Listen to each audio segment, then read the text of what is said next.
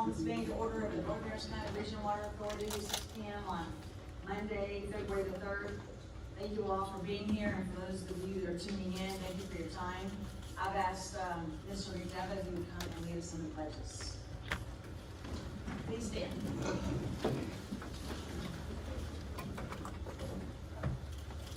Allegiance to the flag of the United States of America and to the republic for which it stands, one nation under God, indivisible, with liberty and justice for all. Honor the Texas flag. I pledge allegiance to thee, Texas, one state under God, one and indivisible. Thank you very much. Our second item on the agenda is public comments, and the first up is Mr. Roman Dominic, 249. Yes, right over there.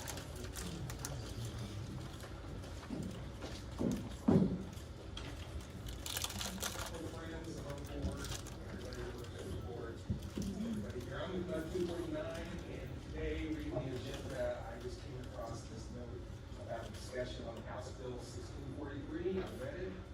I have to say I personally like it. I know it's been discussed in the past, but I have to tell you that I think that some of the set guidelines in terms of the 80% of this state, the 70% of this state, could be one of the reasons why our regional water authority spent so much money on infrastructure, because we thought we were going 80% system, and we didn't get the conversion for the money that some of the other districts got, and I think it certainly punished the taxpayers for a period of time. So I don't think this applies to this district, honestly, never really adequately assessed what it is that we need in the north, and I would say get out from under their authority, keep them as advisors, and not saying shut down, but we're getting ready to close in on 50%. And we don't know what positive difference that's gonna make. I think we ought to keep on moving towards that, see if it makes a difference. I know in my district, for the first time in several years, we had a appreciable increase in water. I know that's not true for everyone. And that was after the mini drought, this was taken in October. So we expect to have a seasonal recharge as well.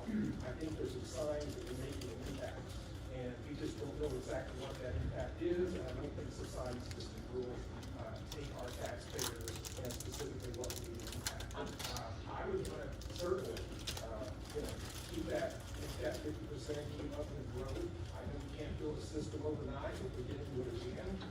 So you evaluate what connections bring you the most return for the dollar to help our long-term water needs, and keep that in mind. And I don't think that's what the society system has in mind. Thank you very much. Thank you very much. Next up is Mr. Joe Olson. I've been a registered engineer in Texas since 1983, self-employed. Looked at hundreds of soils reports in the 50 years that I've been involved in this particular business. This is just happens to be two of them. This is the site over on I-45, soils report done February 2011. Water table was at 15 feet, or excuse me, it was at 16 feet. After 3 hours, it rose up to 15 feet. So we had a rise in water level by 1 foot on this particular site after the 15-foot pour. This is a site over on Jack Rabbit Road, which is just outside of your district over here, 290. This particular site is Jack Rabbit Road Steel Company. The water table when it was bored was at 13 feet. The water kept rising, so the spring water encountered at 13 feet. Water depth after 24 hours was 3.8 feet. And so we were required to build a detention pond for that site. I knew with the water table that high that I couldn't dig the detention pond down, so we had to dig it big, and they lost broad real estate on their 5-acre development. But that particular pond in 2011, when we had the worst drought since 1917 in this county, that water was in that pond the whole time. They couldn't pump the pond into the ditch because the county doesn't maintain the ditches, and the water was just built up and flowed back into the ponds. We ended up having to put the pump on manual because there was so much groundwater. And I'm telling you, there's not a groundwater subsidence problem. Groundwater does not come from infiltration. So everything they've been telling you about global warming, green energy, peak oil, and this silly groundwater thing is false science, and I'll debate anybody in the state of Texas on those issues. Thank you. Thank you very much. Next up is Mr. Jerry Norman. Freshwater District 61. Warm welcome back. You might not agree, but it's good to see you. My name is Jerry Holman. Good evening, everyone. The new 2025 Texas legislative session is well underway. Texas State Senator Charles Terry, chair of the Water, Agricultural, and Rural Affairs Committee, is prioritizing water and is seeking billions of dollars for water infrastructure. Many others are also prioritizing water infrastructure as well. This may be an excellent opportunity to secure some big funding for our water infrastructure projects. Let's direct the GM to have Mark Evans and the Government Affairs team to work with our new lobbyists to help push forward and support new legislation that helps fund water infrastructure. Make it your #1 legislative priorities to secure available funding through grants and or low-interest loans. Partner with the other authorities to help lobby as we are stronger working together. Common sense would tell you that supporting House Bill 1632, removing the North Harris County Regional Water Authority from the Harris-Galveston Subsidence District, and trying to secure water infrastructure funding with our water authority partners is conflicting and will harm the cohesive effort, eroding confidence in the mission and the North Harris County Regional Water Authority. Take a stand on House Bill 1623, all of us. I would strongly suggest that you vote on a resolution to not support House Bill 1623 in a show of good faith and a start to rebuilding a working relationship with the Harris-Galveston Subsidence District and the other partner authorities.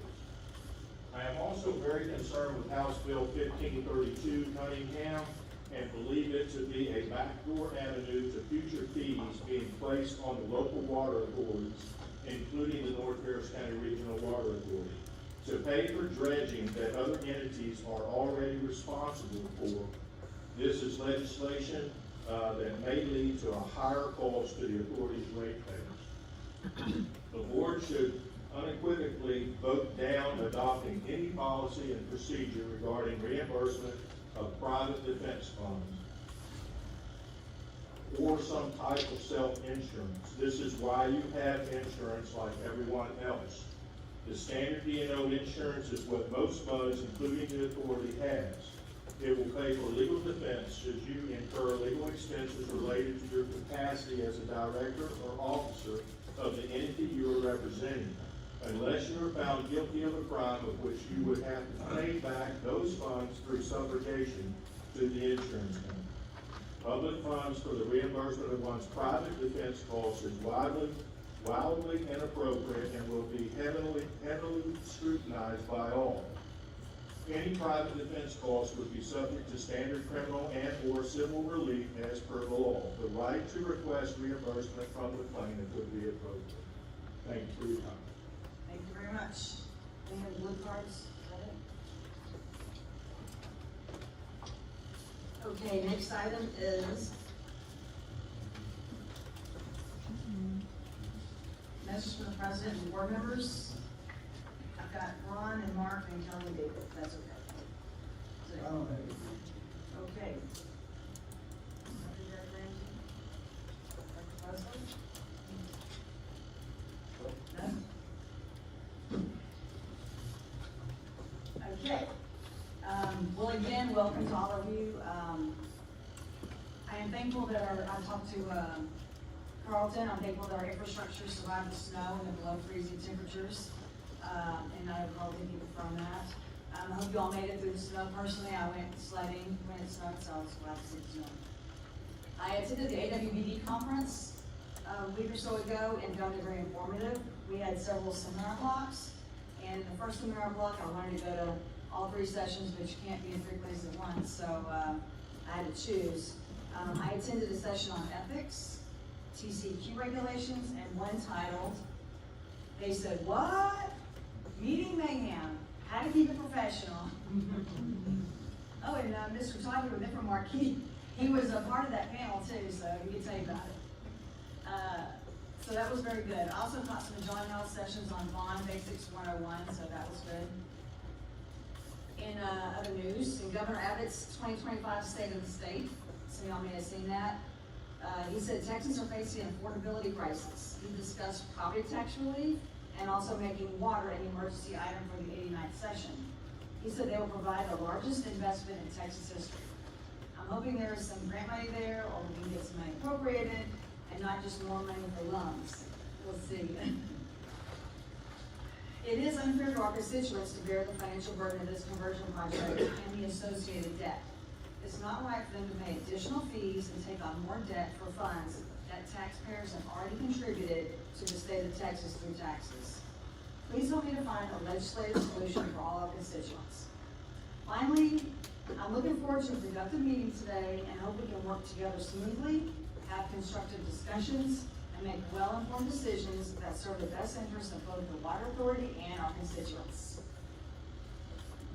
That's all I have.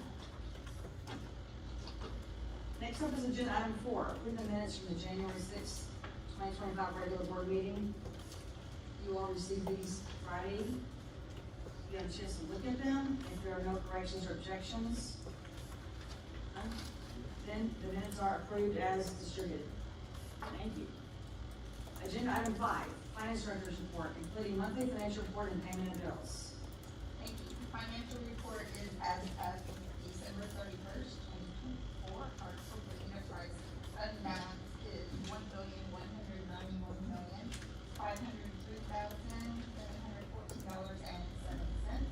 All of the detailed reports were provided in the board package and posted on the website.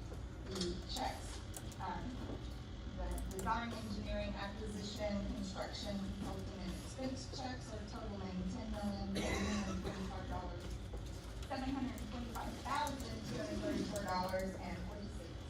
are presented for your authorization and signature tonight. I'd like to request approval of the financial report and authorization for payment of the bills. Rare motion. I'll make the motion. Put the payment of the bill. Any discussion? All in favor say aye. Aye. Any opposed, unanimous. Okay. Next up is agenda item number 6, the general manager's report. Start with A, the status of the service water supply conversion. Thank you, President. Madam President, I'll just give you all the table. Thank you. Good evening, members of the board. This month we'll get to actually look at the slides. So we provided to each of you in advance a copy of these updated charts as well as a memo explaining what we're seeing in these charts, because the third one does look different than what we've seen in the past, and it's a new revamped version of that same chart. So this first chart that you are seeing up on the wall shows our monthly surface water conversion. The bars that are the teal green kind of color on the right are your percent conversion per month. The darker blue color is how many mg of surface water on average was delivered during that month. So we're looking at the month of January, and this was prepared prior to the end of the month, so there still were a couple more days that might make this number go up and down. The average for the month about 26 mgb, and this will be reconciled here in the next coming month. So that, when you compare that to January of last year, we had 21 mgb, so significantly more surface water being proposed due to the additional supply and the additional projects being online. If we're looking at the month of December, we've added in the percent conversion as well for the month of December, having reconciled groundwater usage as well. So that always lags a little bit behind the surface water for when you use groundwater. And achieved a significantly high percent conversion. This is preliminary numbers. We're still reviewing all of the AMI data. conversion, roughly achieved in the month of December. Flipping to the second chart in the packet, this is the historical percent conversion, so just a different way of presenting similar data. So this is looking at percent conversion by month. This is looking at how have we done on our percent conversion, and what does this look like now starting into the new year. So you can see once again that December we are above the 5-year average. I will then be reconciling this to include the new data here soon, but the previous 5-year average was hovered right around 31%, somewhere in there, and achieved at 38%. So that is once again additional supply coming online and additional projects coming online, just additional wells to the supply. So the third chart that you all received in your package looks a little bit different. So I want to step through what each of these boxes are that you're looking at on this chart, and step through them individually, and you can see all the questions, so you understand how it was built up. So the first thing that you see in your chart is this, what is a teal green color on your chart, and you can see it on the screen right now. So this is your required alternative water. So in the time period, the previous permit years, so the one that's in gray on the very right is your current permit, this past permit year that just ended, which we haven't reconciled yet, so I've left everything gray in that part there because we're in the process of reconciling that. But for 2023, through backwards through 2011, the way this was calculated is looking at the subsidence district's percent conversion requirements, which would be the 30% conversion, and multiplying that times your total demand for that given year. So if you assume, hey, we had an average of 100 mgd across the year, and we had a 30% conversion requirement, well then we needed to get 30% or 30 mgd of alternative water. So this is actually, I did that in mgd, and it's actually laying down for the years on which units on it. So what we're seeing here though is this is based off of what subsidence district is then you have to convert, and it changes each year because you might have people using more or less water, and what the weather is, and what growth is in a given time. So what we've done projecting forward is we've put together 2 different growth scenarios for you. The darker bar on the bottom is looking at historical average. We assume people are going to use a similar amount of water to what they have previously over time, in terms of the amount per day that we're roughly seeing. Well, as we have a little bit of growth, that number is going to increase over time. So this is the bottom darker blue is look at using historical projections with just a moderate growth factor. The bar on the top that's a little bit lighter of a blue is, well, what if we have an extended drought that people are using more water? What if we have a lot of growth that is above and beyond what we projected? So we factored in higher growth and higher demand, and you are regulated based off of the total demand, which is really how much is everyone using. And if you have more people, you need to have more demand. If you have hotter weather or drier weather, you have more demand. So we wanted to show both a average projection and a high projection. And the reason being, because this has direct impact on that OCC credit balance and what that might look like. So that's why we're giving you a banded range of an average condition and a higher demand scenario. And the reason you're seeing that big jump that's happening right as we're going into 2026, that is your mandatory 60% conversion that goes into effect on December of 2025. So starting in that 2026 permit year. So the next thing that you see on your chart, and up on the screen it doesn't look so orange, but on your printed chart it looks a lot more orange. So the orange up on the screen is your actual alternative water. So how much surface water, reuse water did you all have for the GRP? So looking prior to 2024, you'll see a solid line. That solid line, if the solid line is above the teal green line, you're earning over conversion credits. You can see there's multiple years where you earned over conversion credits because you converted more than what you were required to do. But then you can see around 2022, 2023, that you did not meet the over conversion credit requirement, you did not meet the requirement you actually had to use some over conversion credits in those couple of years. So the strategy board has deliberately employed to keep rates as low as possible for as long as possible, was to over convert prior to the 2025 deadline, accrue the credits, and then use those credits to help you defray some of that capital infrastructure to make, so that you could know and bring, you don't need to bring everybody online in 2025, you have these credits to work with. So what that means though is there's potential risk then, how many credits are still going to be left by the time we finish the quote 2025 system. And we talked about this in the CIP workshop that we're looking at right now, the way the CIP is laid out. That's roughly 2029 when we will finish, 2029, maybe into 2030, for that time frame, we will finish the 2025 system. So how are you looking on credits? So what we're showing here as the final number that's on this slide. So I have shown you the historical, that all predates 2024, and that's how much you've accumulated up. And now I mentioned this at the last board meeting in terms of a cone of uncertainty. So the farther out we get from today, the farther population may grow more significantly than what we're expecting.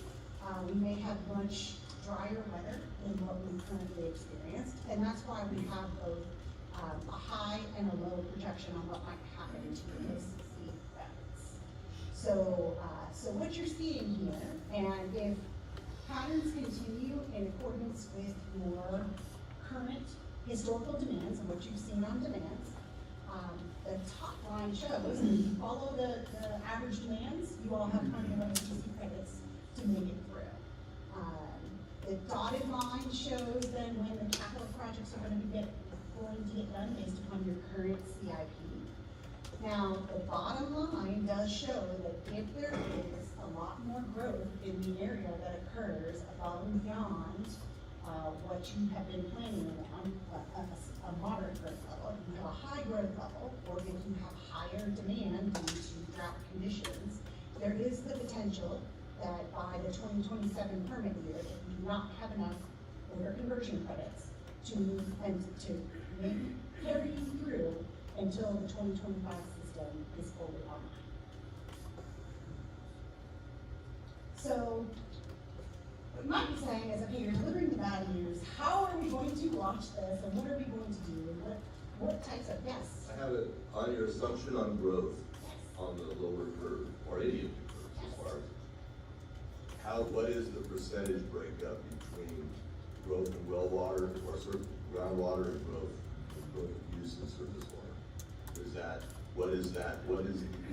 Because growth is happening out west primarily, and some a little bit to the east. Yes. Both of which are outside of the likely service area ever. So how much worse, is that taken into account in that curve, or could that be even steeper? It actually takes more groundwater growth into account than surface water growth. Okay. So that is factored into the bottom curve. Okay. Not to say that, it also is a guesstimate that what we put into what we banded, but we did band in that if groundwater would be used at a more aggressive rate than the surface water would be delivered. Okay. And then, where does that curve, you haven't gone past 2030 to when we get above the line again? So we have not yet mapped out the exact projects and the sequence of those projects for your 2035 conversion, which is then going to help. So if average conditions continue, then you'll be above the curve by the time your 2025 system, and you'll be accruing credits in fact. Yes, yeah. Which the original 2014 GRP that was, or not the original GRP, your updated 2014 GRP, that was the plan for you all to get the 2025 system done, make sure that you've got enough that you continue to accumulate for the 2035 system, so you can use the same strategy on the 2045 system. So that was the plan. So we are actually in the process right now of doing a master plan update for you all and looking at what those potential exactly, Director Harper, to your point of where might the growth be happening, who are we going to service, are we going to be able to service the people where the growth is or not?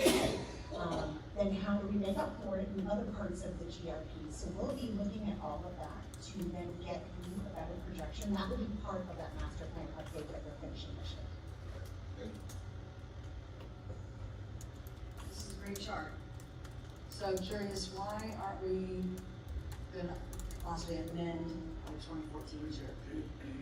It's a census district, saying, look at this, it's been for several years before.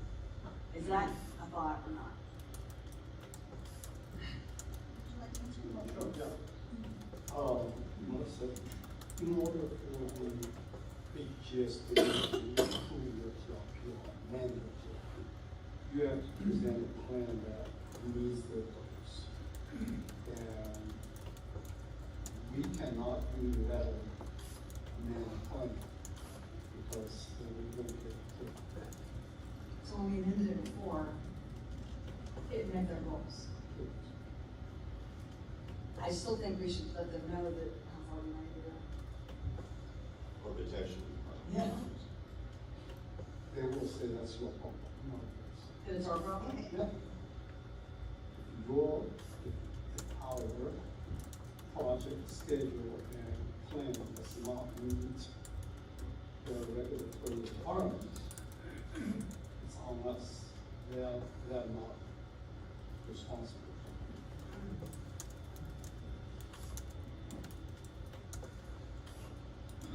This is why we need to talk to sometimes districts and say, hey, look, here's what's going on.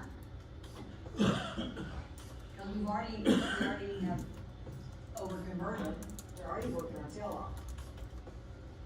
Well, we accumulate some OCCs, but we are using S10. You know, we certainly have that conversation, and I'm just gonna tell you that the reality is if we revise your plan that doesn't meet the regulatory requirement, we're not gonna approve it. Perfectly understand. Yeah, just a curiosity question, nothing regular or anything, but what is the current market price for OCCs? I do not know, because no single transaction on OCC has happened. Well, there are only limited entities who has that. 3 authorities, 4 cities, and cities. And no party at this time is willing to sell. They may willing to sell. They haven't sold. So we can get some ranges and bids and offers or anything like that? Not official. That official? I have had some preliminary discussion with some authority, but we are pretty far apart.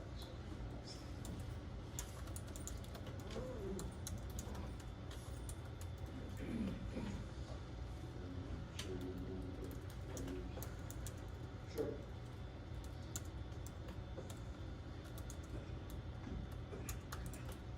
Great chart though, thank you very much, a lot of work. You're welcome, and then the plan would be then to present this to you all and update that, with the CIP annually, so we know what projects are looking like. And then we'll also update it once we get the reconciliation done for the year, so you know where we end the year at from a permit cycle perspective. So we'll refresh it within a couple of months once we get the permit reconciliation. Okay, thank you. Next item on general manager's report is approve the GRP service agreement between Authority and NRG Texas Power. Our director of planning and affairs. Thank you, Mr. Chang, Board President, and members of the board. This agenda item is an agreement with NRG to include several wells at NRG's TH Wharton plant, which is located adjacent to the authority vendor pump station. And this would place the wells in the authority's GRP. This agreement was, the agreement was drafted by Zach Petroff and reviewed by Mr. Johnson, finalized on our end after discussions with NRG, and then sent back to NRG. Late this afternoon, NRG confirmed its approval and intent to sign the agreement and send it to us. As I said, that it really, I'll let Mr. Johnson, if he wants to summarize the agreement, but it provides NRG with GRP coverage for those wells at the Fort Pump Station. As the wells are used in electric generation, they have been exempt from any pumpage fees, and under this agreement, NRG would waive the power plant groundwater well exemption. So what's being requested is the general manager is requesting the board approve entering into the agreement with NRG as was drafted by our council and authorize the general manager to execute. If we're giving them free water, can't they give us free electricity? Seems like a fair trade to me. I don't believe the agreement as drafted by Mr. Johnson includes that provision, but, will that be subject to pumpage fee? It's revenue. Yeah, we just don't get, do we get revenue for, oh, but it doesn't count, so we were getting, I thought you said there would be no fees. Well, no. We charge them fees. Okay. Once they are in our GRP plan, under this agreement. Okay. What he said was prior to this agreement, they will be exempted by legislation. Yeah. Oh, okay. I misunderstood. Is I power misunderstood. generated. Okay. They're exempt. All right, misunderstood. As for the trade, I don't think the water, electricity is fair to us.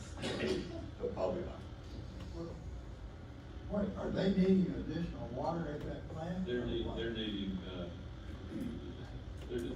GRP coverage. They just need a coverage.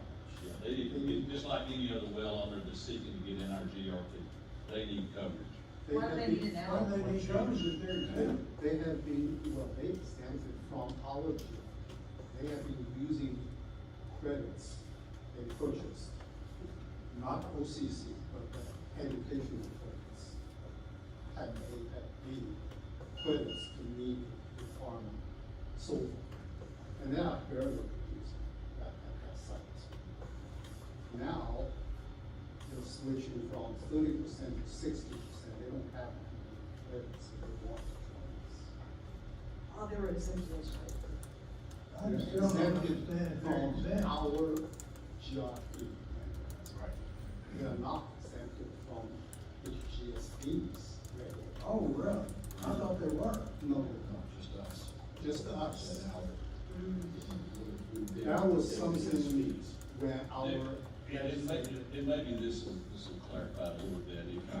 They're actually not in the authority. They're in the city of Houston. There's a little out track. I don't know, Mr. Johnson probably can speak to it back during the creation of the authority.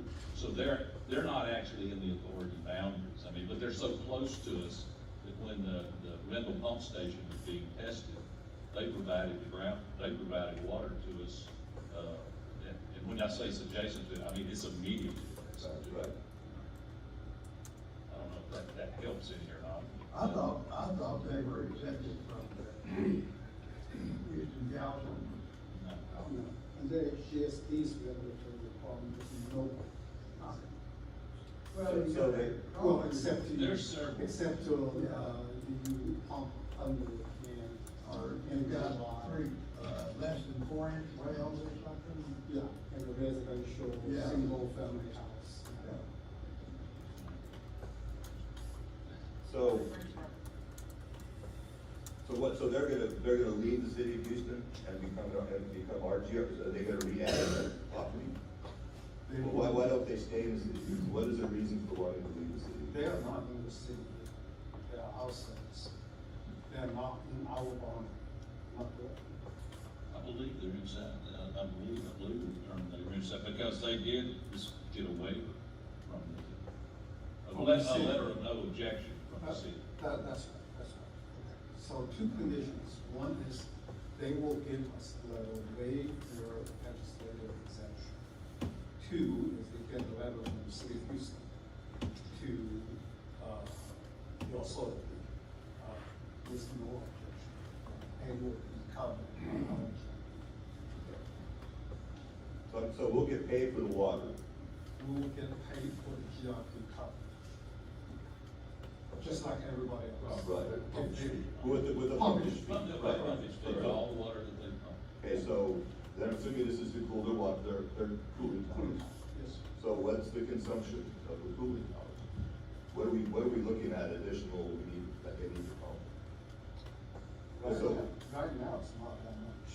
I know, but they're not producing anything yet, that's what I heard, or very little so far. That's right. Well, somebody said that, you said that. Somebody said, oh, you said that, okay. What's the possibility of providing them surface water, since their proximity is so close? That is in the agreement, we have option at soil usage stretch. So if they start producing large amount of groundwater, then we have, power to require them to connect to us. That's good for. Yeah, that would be the best thing that we have, I think, would be for them to connect. Most For cost the, effective, yes. for the conversion, unless, and particularly now that we have all the plant capacity. Correct.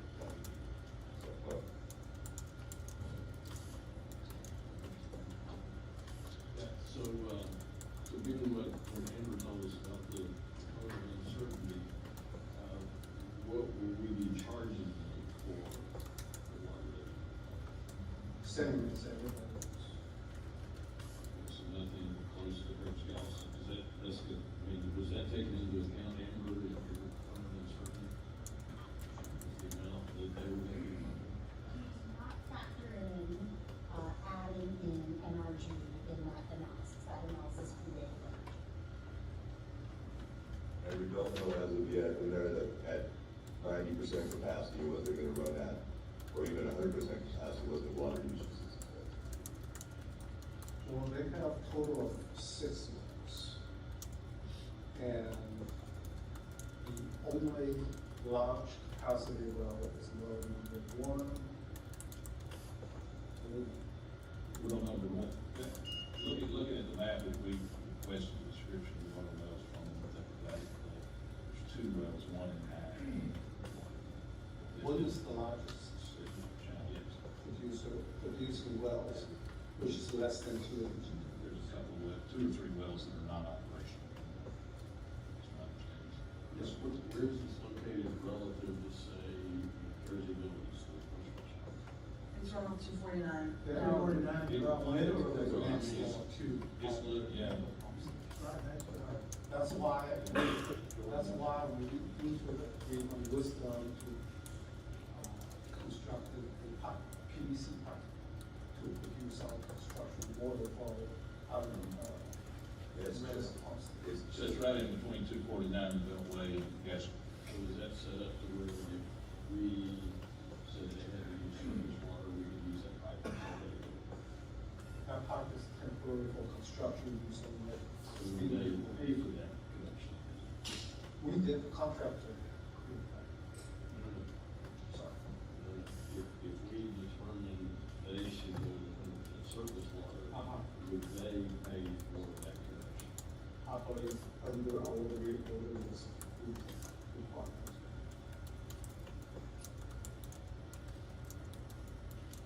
And they're happy with this agreement? They confirm this, very I late this wouldn't necessarily afternoon. use the word happy, but that's. They agreed to it, yeah. They agreed to it. Enter into it as friend. Your turn, Mr. Johnson. Well, it seems to me it's a good agreement from the parties standpoint, because it brings an extra potentially large user within your jurisdiction. In the agreement, it provides that you may require the area to be annexed into the agreement if you so desire. The way it's crafted, there's not an excellent reason to do that. However, if you look at the remedies are if they do not comply or pay, you can exclude them from the issue. And which puts them back into the Mr. Randy, I think just to answer, I think you answered the question about the council. There is an article in the agreement itself that fixed authority water delivery facilities, and it says the customer at its sole cost shall construct water delivery facilities. And that's the one of serving. So if I understand this right, they're trading $12 utility fee for our groundwater pumpage fee until perhaps we switched it to.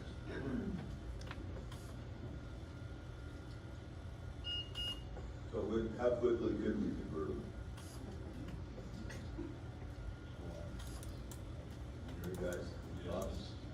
When you say how quick, This is right next to our plant. Does our plant have enough capacity to serve it? yes, we have, we have not had any plan to convert them yet because they barely producing these. Right, but when do they expect to be at full, but obviously the stage, they're in some construction stage, when do they expect to be at full power? Oh, no, they're not. That plant's being there.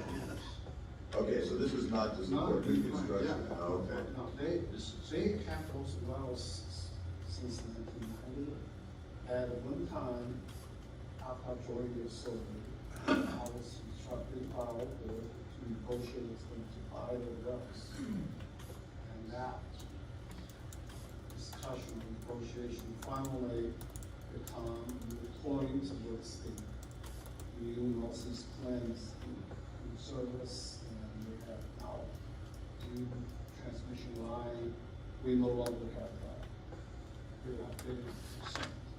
Before we had a single line, we had a plan that's not reliable, so it wasn't as smooth to get some reliability backup. So we try to buy the wells and, take them, so it was 8 years that negotiation never moving it back for a sense, never finalized. Okay, so we're not expecting a huge hit right away, it may at some No. point increase. As soon as we see the volume, was the conversion was. Okay, all right, fair enough. Would there any downside right now to before?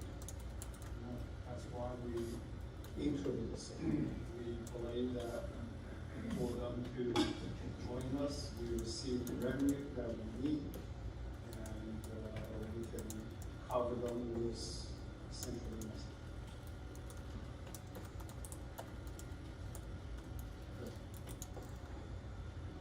I'll make a motion to authorize the general manager to execute the agreement. And I plan those things, I knew would work there, so just, any other discussions, y'all have some good questions? All right, all in favor say aye. Aye. And aye. Okay, so that was 4-1. Thank you very much. So the next item is the request, is a request from our Madam President. We issued a RFQ, we selected Moss Adams as our internal control editor. And during the negotiation of that agreement, we agreed, both parties agreed, that they will work remotely and they will come to the site, doing the on-site interview for 1 day. And then at the end, they will come to the board to report to the board in person their findings. After their NTP was given and they started work, Madam President met with them and feel that they need to for additional days. So I related to Madam President that I cannot change the agreement because the board only gave me the authority to sign that fixed price contract. So in order for me to allow them to change the scope and pay them for the additional trip, I need a board approval. That's why this items on. Also, I'd like to say that they are supposed to come back one more time. and it was gonna be at the end to present. But to me, that's like, it's already over, and we already have a chance to meet with them or hear from them in the middle of it, just to say, hey, here's how far along they are, here's what they've found, and y'all talk to them then, the directors talk to them, so, they are coming back for, we have one more trip planned, but it was supposed to be at the very end, and I'm thinking, y'all can decide, I'm thinking, they could even virtually tell about the results at the very end. Maybe they just, but I'd like them to come back, one more time, spend a couple of days here in the office, because all they did before was, they were doing like 6 hours interviews and that was it. And I'm thinking they need to be here and see how work's getting done, spend a couple of days here, and I'm thinking, may cost them $5,000 or less, just enough to afford them a trip to come for a couple of days. That's where we're going with it. Have they asked for that? Or are they request for us to them or for them to us? I brought it up, because when I met with them and I found out like, they're coming in at 8 and leaving at 3, and I'm like, oh, that is fast. And they're skipping on, this and that, just to try to afford to stay in the $35,000. And so that's why I'm thinking, let's approve a little bit more, or if we come back for another time in the middle. And again, if you're, if y'all wanted to meet with them while they're here this couple of days, there's your chance, or I just would like them in the office to do some work here in the office for a couple of days. And I like that was part of the contract. It wasn't afforded in there. So that's all that was, is, I think if they come back again, it's at the very end to say, hey, here's how our results. Well, it's kind of too late to meet them or get to know them, or. How much we talk? 5 grand? I'll switch trip, 2 of them to fly, it's been a couple of days. So maybe 10 at least. Oh, so we can.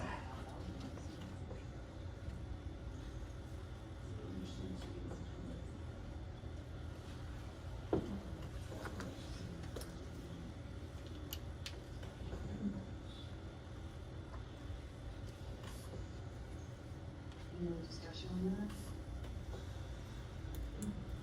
Take a motion, Dr. Ramsey? Sure. So, What was the motion?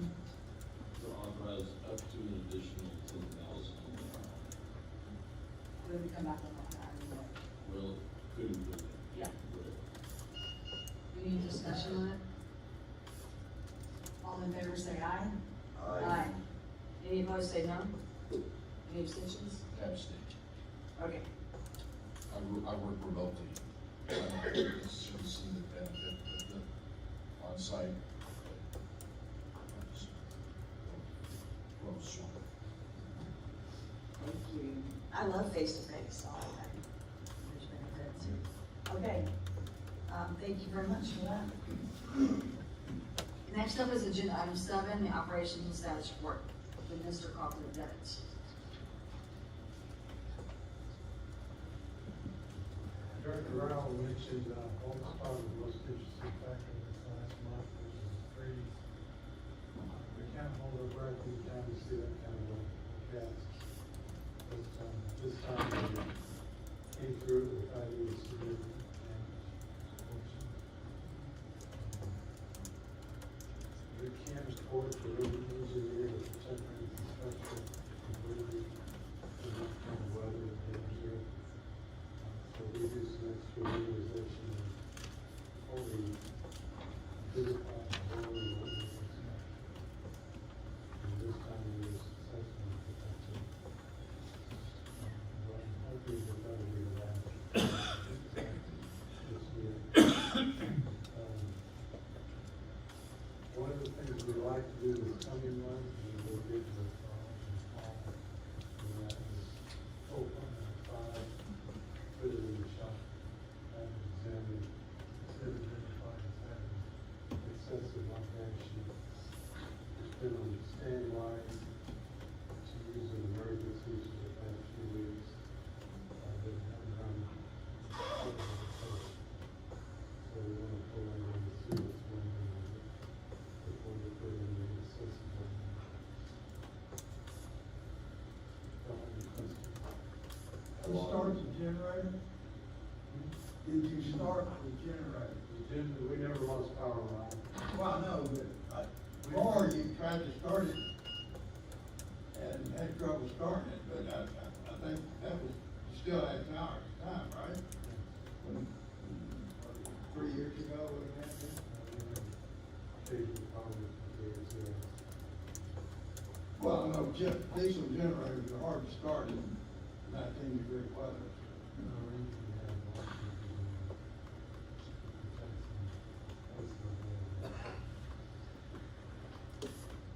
Director Paul?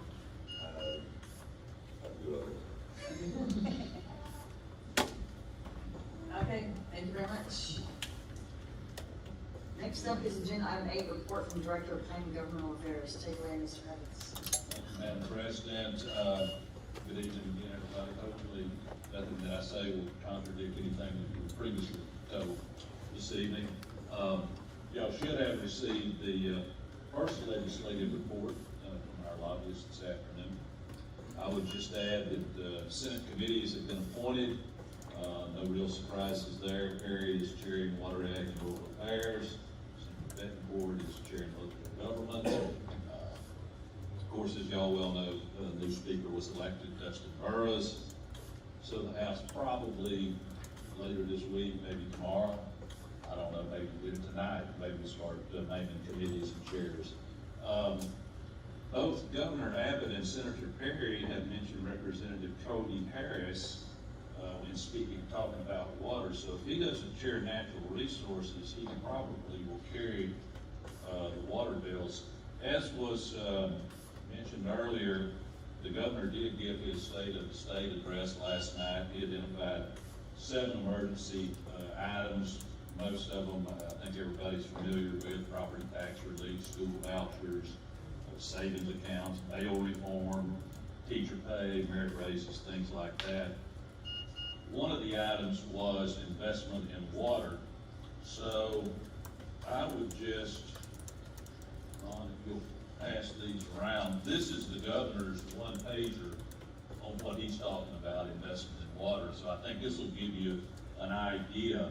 And what he said last night was, last session we invested $1 billion in water projects and infrastructure. This session we will Texasize that investment. And working with Senator Perry and, as I mentioned, Representative Cody Harris, we will put Texas on a path to have plenty of water for the next 50 years. We will make the largest investment in water in the history of Texas. We will tap into new water supplies and repair pipes to save billions of gallons of water each year. He says this generational investment in water is so important, I'm making it an emergency item. And if you look at the one-pager, it's really just going over some of the things probably you've already heard. But you look at the things that he's talking about, particularly if you go down to the right-hand corner there, you'll see what his priorities are. Those are probably pretty similar to what the Lieutenant Governor's priorities are. And they're also similar to what Senator Chairman Perry has talked about in what will be Senate Bill 7. He hasn't, once again, he may file it tonight, but I think he's going to file it later on this week, maybe as early as tomorrow. He hadn't released it yet. So that'll identify the things they're talking about. Really, the new water supply strategies. Chairman Perry has talked about a water grid. He's also talked about having a potential new agency that would be the new water transmission line agency to oversee this water grid. I know several people, maybe many people, have seen this water grid, but nobody's had a copy of it. It's just, kind of like we remember when we put our small children on bicycles. We hesitated to release it. You hold on to it as long as you can, and you have to release it pretty soon. But I've just mentioned those down there. If you look in, you kind of bore down into that, and you look at what they're probably speaking to when it comes to funding. Do you have any information on the left column, the bottom one? The bottom one? Yeah. What they consider an innovative strategy? Well, no, I don't. I've always heard a lot about innovation.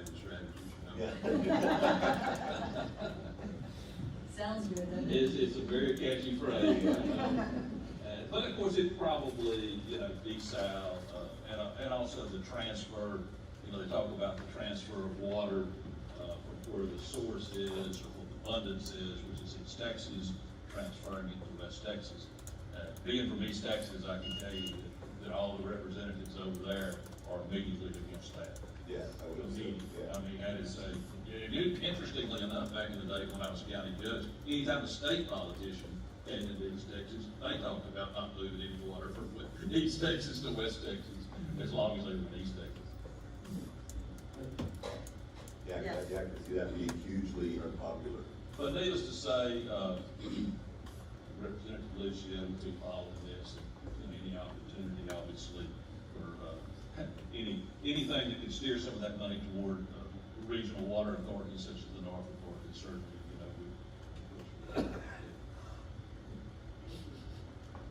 we be glad to answer any. And hopefully I didn't contradict anything for reasons. Any other questions? Thank you very much. Next up is agenda item number 9, construction engineering updates, including update on the new expansion.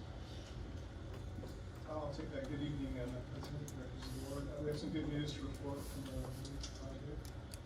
Last Thursday, they achieved substantial completion, acceptance testing completion for phase 2A. So that's the second AD&G plant. So the plant's now capable of producing 160 degrees. So that's good news. With that, it allowed the existing plant to go offline. There's a couple of repairs there they need to take care of. They were better done with that plant being offline. And so the expansion facilities are fully providing the water supply, both to the authority as well as the city at this point in time. And then meanwhile, the rest of the project, an additional 160 is still scheduled to be completed later this year, at which point the project will be capable of producing 320 gallons per day. So all good news, and happy to answer any questions on that. Thank you. Hey. Okay, the next item, 9B, covers 2 projects, 25C and 7D-1. I'm going to talk about those 2 together, but we can have a discussion second. This agenda item is to authorize the final acceptance of the work and approve the final payment pending TWD's acceptance and release the retainers of 2 projects, like I said, 7D-1 and 25C. Some issues for each project was included in the board package. Project 7D-1 was awarded to Bellagio Construction LLC, and the 25C was awarded to VRX Garber LLC. We'll talk about VRX Garber for that part of the discussion. Both of these projects were completed in accordance with the plans and specs. Contractors are requesting retainers be released and final payment be made for successful completion of the projects. TWD's requirements are that the authority board must grant authorization for final acceptance of the project prior to TWD acceptance of the project. Once board members accept the work and approve the final contract payment, authority will submit closure documents to TWD. Once TWD accepts the project as complete, TWD will release the retainers to the authority to make the final payments to the contractors. Like I said earlier, the 25C was awarded to VRX Garber LLC. As you all know, VRX Garber needs the bankruptcy.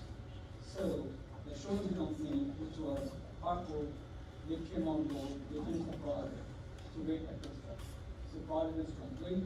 With the staff, we are requesting both to authorize final acceptance of final work and approve a final contract payment for project 7D-1 and 25C.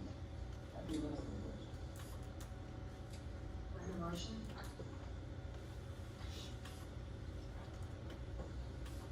I mean, we accept the release of the retainers, approve the project and accept the release of the retainers. Any discussion? All right, all in favor say aye. Aye. You got unanimous. The next item is agenda item 9C. This is a construction award for a project 35B. this project connects 3 water plants to our cooling system. It's like WXC number 1, North 10 plant number 1, then WXC 11 water plant number 1. The average daily surface water delivery will be 1.3 MGD. The project was advertised for bids, and we see the bids, there were only 2 bids. One was NHCRWA LLC in the amount of $20,325,000 and $194.70. Bill Barber, County was the second bidder, $26,496,103.98. So as you can see, the engineer estimate was only $23.987 million, which is 18% higher than the lowest bid.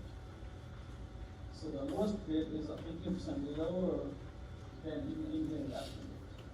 So the ask is board to approve the construction contract for work for NHCRWA LLC in the amount of $20,325,194.78. Contingent upon the TWDB approval to award the contract. Any questions? So we're past the property acquisition stage, right? Yes, And we're past the engineering stage. absolutely. Okay. So I'm gonna make an unpopular proposal here. I would like to make a motion that we ask the engineering firm with the budget they have now, they know 20, or you said it'd be 20, to ask to cut corners, not cut corners, but to sharpen your pencil and get it to 18. I'd like to see if we could start reducing the cost of these projects by 10%. So the design is fine. Right, so I'm saying adjust the design, if possible, to get another 10%. At this stage? At this stage, At this stage? Well, what stage would you do that? The design work, when was the design work done? Well, we have a design complete, we've got the TCP approval, we've got TWDB's approval, we've got the project, we've got the bids. Now we are at the situation construction award. If you want me to go back to design, I'll be engineering scheme award. I don't know what TCDs will expire, and reconstruction easement, how long will it take, how much money I have to pay to the engineer, and then we will rebid the project with a new drawing and the specs. And this will delay the project, which will ultimately go back to, and we'll discuss earlier. Well, I get all of that, that there's that risk. The cost of regardless of timing, the cost of engineering will be the same. They'll have it, because if we go back and ask them to look at a lower price, then they're going to have to redo a little bit of engineering, and there'll be an additional cost. Mark, this, the bid amount is 18% lower than the estimate. Which is kind of the reason I'm thinking this. I wonder if we are not overestimating our project. At the same token, the other bidder is higher, 10% higher than the estimate. the design engineering opinion on construction cost is based on historical information. So they have no correlation on the design itself. And when you design projects, you always looking for the most cost-effective way to do it. And once that was designed, it's bid, there is at that point not a bid up here. Go back and say, we're gonna looking for different results. That's just not possible. Well, I don't know where we come with different route. I agree at this point, which is very good. But, Yeah, I don't know. so so if this is not the right time on this project, because of where is the appropriate time to make a request like this? Until your design's done, how do you expect anybody to Exactly. bid on it? Exactly. Well, no, so you don't know what the cost is on the bid, so you can't go back and. Well, when we do the route study, we come at that time, we had done OPCC at that time. And we do the design, the engineer on record looks into the best possible, the cheapest way to do the construction, was the easiest route, and the best method for, like, for example, open cut versus trench. So which one we should, so we can look all these at 30, 60, and 90%. What are you asking for that, parkers already being considered during the design? On the raw study, on the construction methodology, and all that. None of us can predict what the bid price is. Sometimes the bid price comes in much higher than the estimate, sometimes much lower. And we, the authority, have been very fortunate.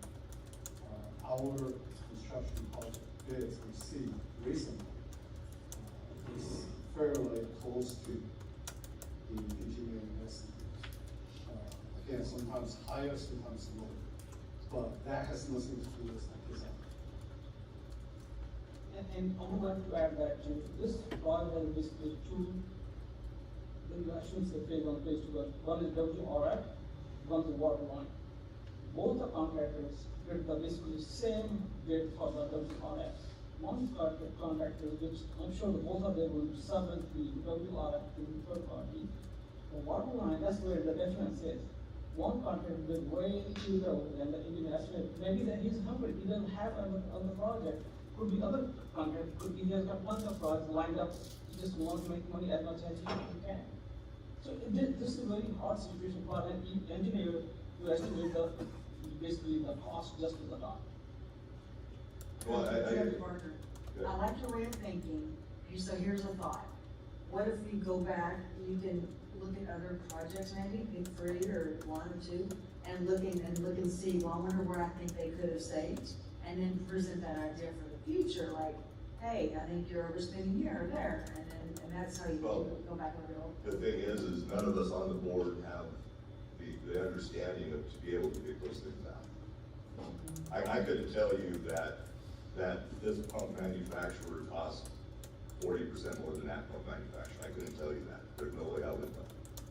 I just know that these types of projects, I've seen it in the private sector, that if they are perpetually funded for year after year after year, everybody starts paying.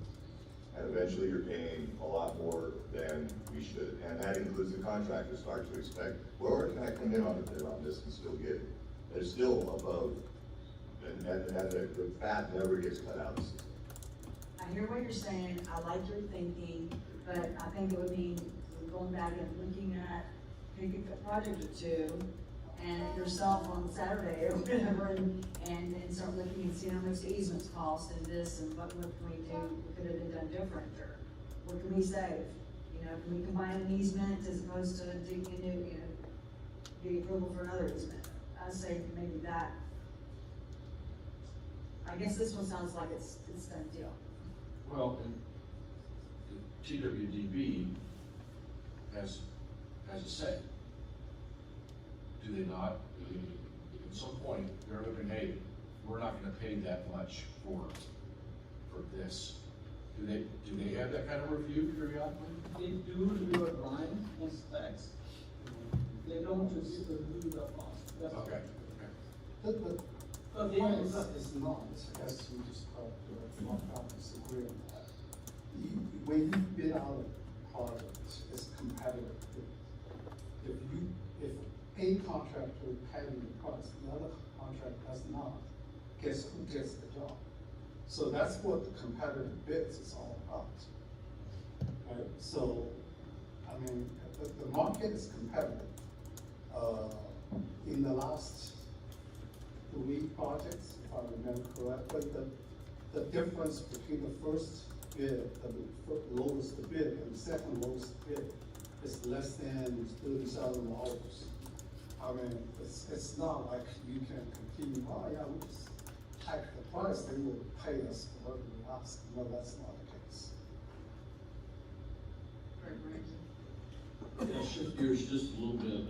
I've just got some questions. Really, we used to do all of this in the past, and we dropped it for some reason, or at least we haven't seen it. The first question is unrelated to the metrics, but what's the feedback on MC two, I guess, to start with? It came in 18% below, or what's the process? We do not have any complaint about that contractor. Sorry? We do not have any concerns about that contractor. He's already working on the other projects. He's doing a good job. Okay, okay. How long is this project expected to take? The duration, I think,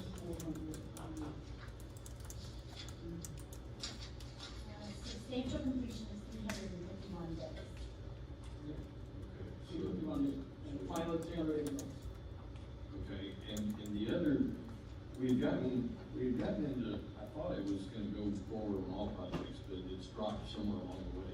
We've been getting 3 metrics whenever we have a project like this, and I don't remember when it got dropped, and I should check in on it, I forgot. How much, not design capacity, but how much actual water do we anticipate this is gonna end up selling for surface water? I mentioned already 1.3 MPD. 1.3, okay. And then the other 2 metrics related to cost, and that's cost per foot, and then cost per million gallons of water. Cost per foot, because I just pulled the cost per foot for the water line only, because it has a lot of sanitary sewage pumps here, paving, so if you just, and then the WRF, which is totally different than, so cost for linear foot for comparison purpose, like $591 per linear foot.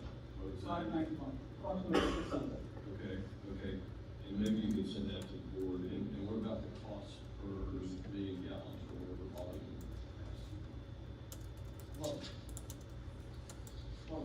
Well, again, we have, this pipeline is not serving these three plants only. So you design the total volume of the room or the water running, that's very hard, which one is, it's just like a plant line, you know, serving 38, 24 is one part of this. It's not going to be only, it's, we are serving 35, see, we're trying to get a lot. It's very hard for me to get out of that. But how much, because that will not be high in this project, these 3 more districts only. Well, right, and it does have design capacity, right? Yeah, we can do that, yes, we can do a total volume. Send that to me after the meeting offline, that'll be fine. Sure. Yeah. I do have a question. Are you done? Yeah. You said VHG bid on this? MC2, civil and paid Garber. Oh, okay. Not the same one that didn't finish the project before. That would be US Garber. Oh, okay. That's different. Again, it could be, that was US Garber, from name perspective, who went down. This is a new firm called Big Garber. I didn't refer. Okay. Okay, any other questions? Oh, well, No. no. Okay, so we need a I'll make a motion on, motion. okay. I make a motion, we award the contract to MC2 Civil for Okay. 35 feet. Thank you. No other discussion? Ready to vote? All in favor, say aye. Aye. Any opposed, say no. Okay, we have one position. Okay, passes.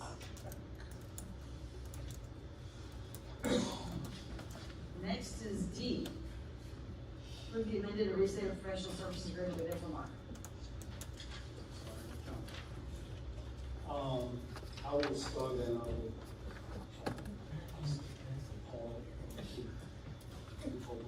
I will first to say, I want to thank you, Kumar, and Paul and Ron.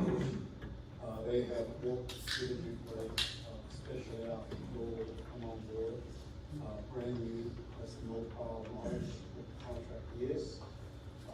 Raj is same, he's new as well, so, they worked diligently to get this done, it's been several years. The last contract amendments was done in 2019, and, so I want to really thank you, also you, getting involved. With that, Paul, can you present the Sure, shirt? yeah, so again, the, item is to approve the general manager's, authorization to execute the amended and restated agreement with Infomark, who's been operating the system since its inception. This is an amendment and restatement to the 2019 agreement that was signed, countersigned in September 2019. So the agreement would change the base service rate from $91,195 a month to $117,360 per month. In addition, for new WRS or water receiving facilities, there would be an additional $390 added for each new facility per month, as opposed to $500, which is in the current agreement. So that new base fee covers the operations and maintenance for the new facilities that have come online since 2019, which consist of the rental pump station, a new master meter station, 8 new WRS or water receiving facilities, and approximately 18 miles of new pipeline with valves and appurtenances. So that increase covers cost of services today, which is 5 years later, plus the cost to maintain and operate those new facilities that were not part of the original agreement. There's a proviso in there to allow for a yearly adjustment based on US Bureau of those distance facilities in this type of work, which is, I believe it's called the, I'll put it in the board packet. It's Urban Consumers Water and Sewer Maintenance Index, and so that's an index that covers the cost of commodities within this type of work that we do. So that's allowed to be adjusted once per year based on that. So that's basically what we're asking for. We as the general manager or the program manager on behalf of the general manager, believe it's fair, reasonable, and we recommend allow June to execute. Happy to answer any questions. Yeah, just curious, under your escalator on the BLS statistics, what are we at right now? I assume the 91K is escalated under a similar kind of Yeah, so if you just took straight that index and did nothing else to 91,000, we would be at about 114,000, I believe, instead of 117,000 we agreed to. It's a 24% increase, which is about 30%. So it's right in line with what it would have been if we just adjusted, not doing anything else.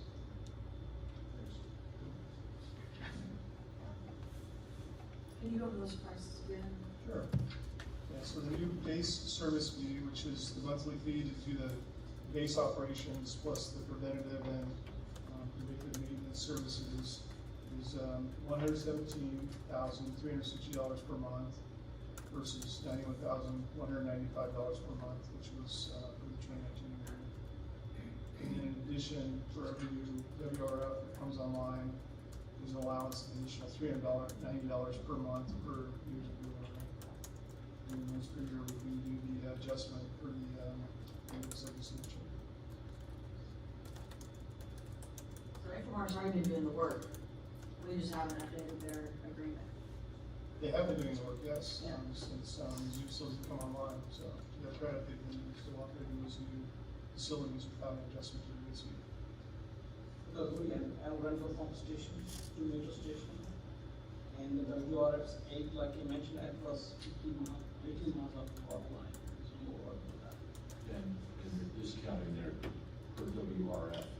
So we are from 550 to 390, yes. I'll make the motion. Do we want to hear from the manager?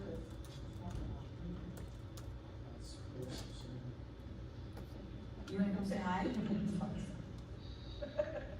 I know you're not. I know you're not. I know he's not shy. I saw him perform at the theater. Well, we appreciate the opportunity to work with the authority, and I can tell you that I spent way too much time with Raj and Paul over the last year. No, it's really been, it's probably the most intense negotiations I've ever been involved with, but it was also the most fair I've ever been involved with. And we appreciate the opportunity to continue working with the authority, and just glad to keep moving forward. And tell us your name for those who don't know. I'm sorry, Todd Burr from Infomark. What's that? I think everybody knows you, but if anyone doesn't, for the minutes, we got you. Thank you for being here. No problem. Okay, we have a motion. Any other discussion? All in favor, say aye. Aye. Any opposed? Okay, that was unanimous. Congratulations. Agenda item number 10, bond refunding opportunity.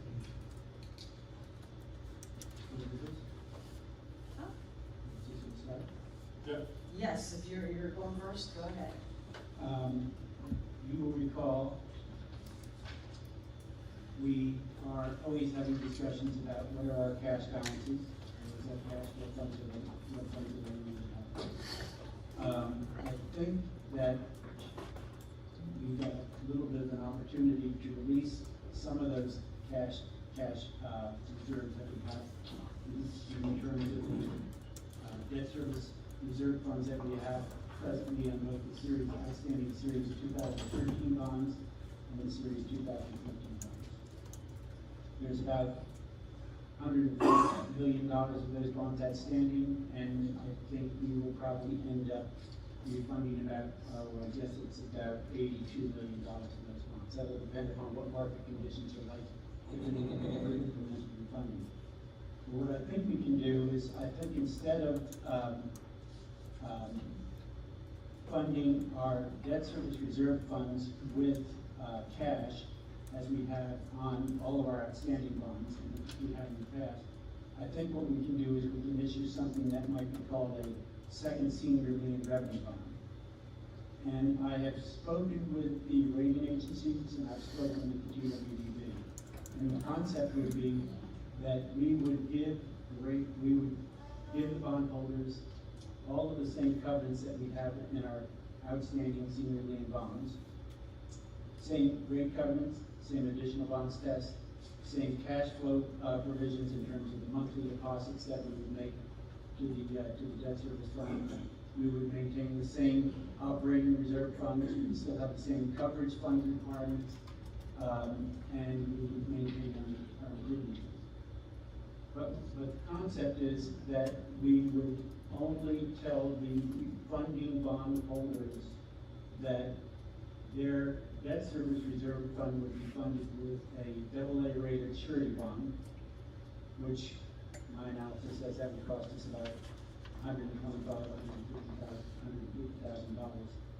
And that would release about $11.1 million of cash that is presently locked up in our reserve funds. Now, this is separate from what the savings that would be generated from the refunding. It's not savings from the refunding, if you will, because this is your money already. It's your money that you have in your accounts.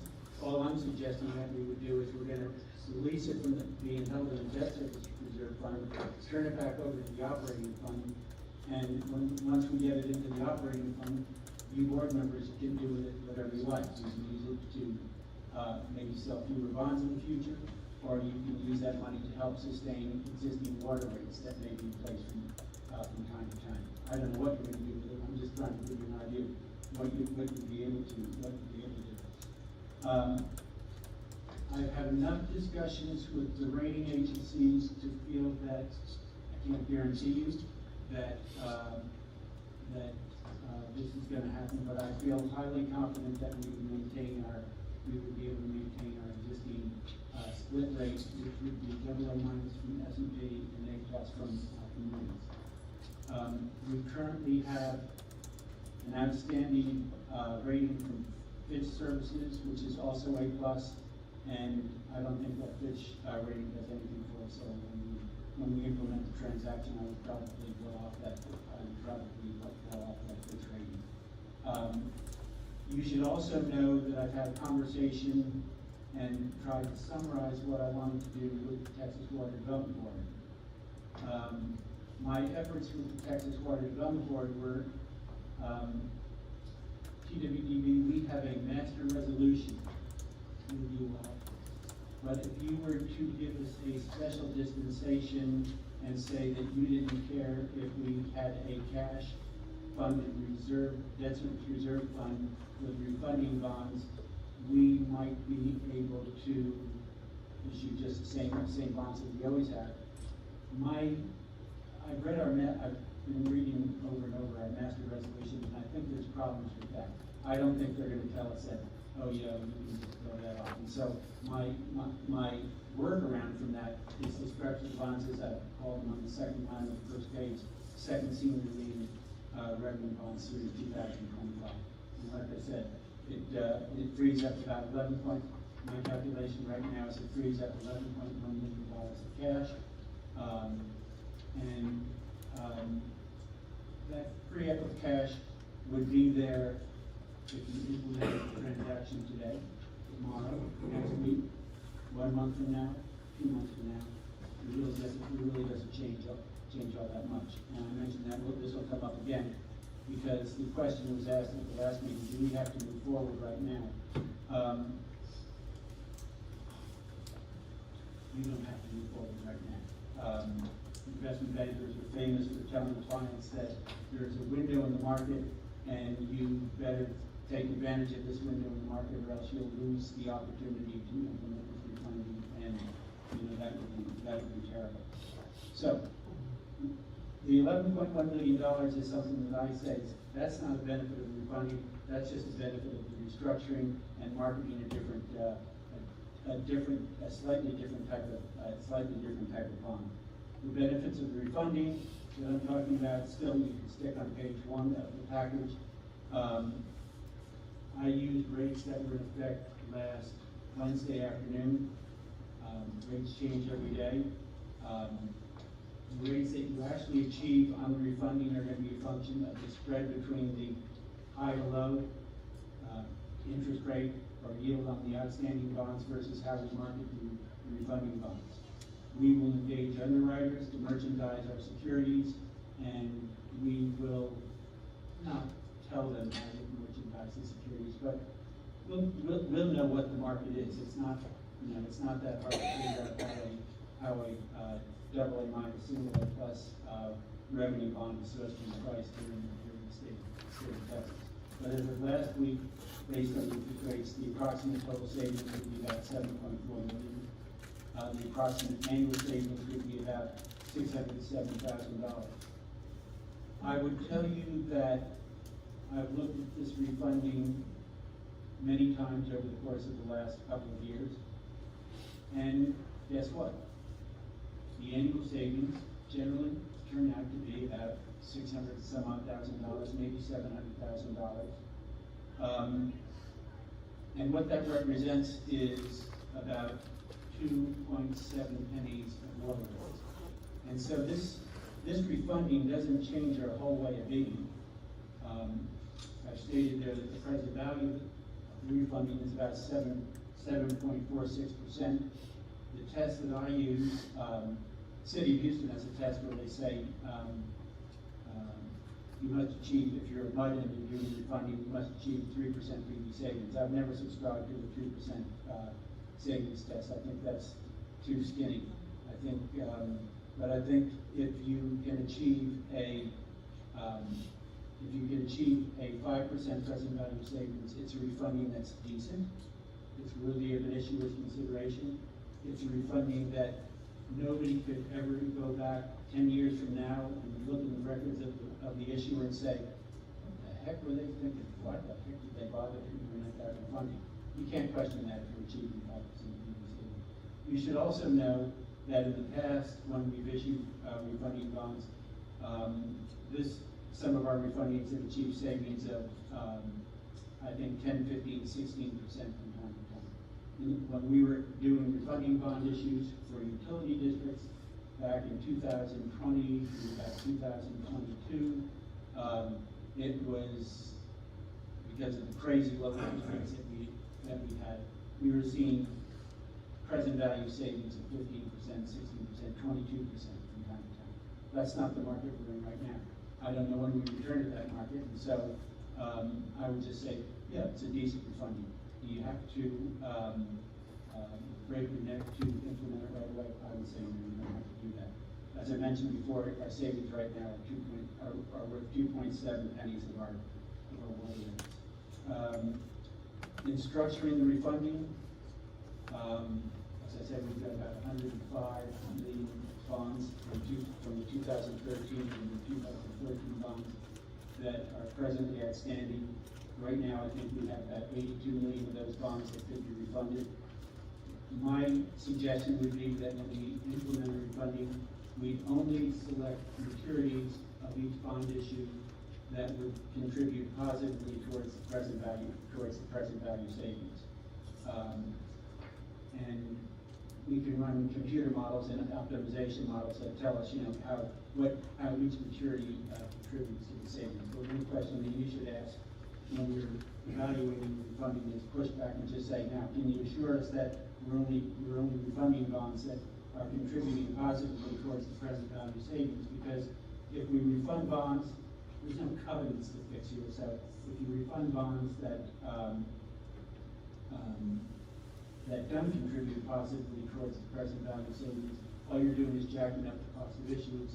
You're paying consultants more than you have to pay them otherwise, but you're not contributing any benefit to the issuer. Yes, sir. Quick question. You said we've got the combined issues about 110 million, something like that? I think it's 105. Yeah, okay. But the amount refunded would be in the 80s. Why the difference? Because we have several maturities that, when we try to refund them, they don't contribute positively towards the savings. They increase the underwriter's discount. They increase some of the other variable costs of the transaction, but they don't do anything for you as they don't do anything for you as an issue. So, I think the key benefit of this transaction is if we can market these, what I call the second senior lien revenue bonds, free up your money that's presently locked in debt service reserve funds. That's what I think are the key benefits. The second page of this package just is a summary of the sources and uses, and it reminds you that we will be issuing about $77 million of refunding bonds. We will use the proceeds of the refunding bonds into the premium to pay off the principal and the accrued interest and date extension of the bonds that were being refunded, and then we would pay out the cost of issuance of the transaction. I've estimated that the cost of issuance of the transaction would be about $845,000.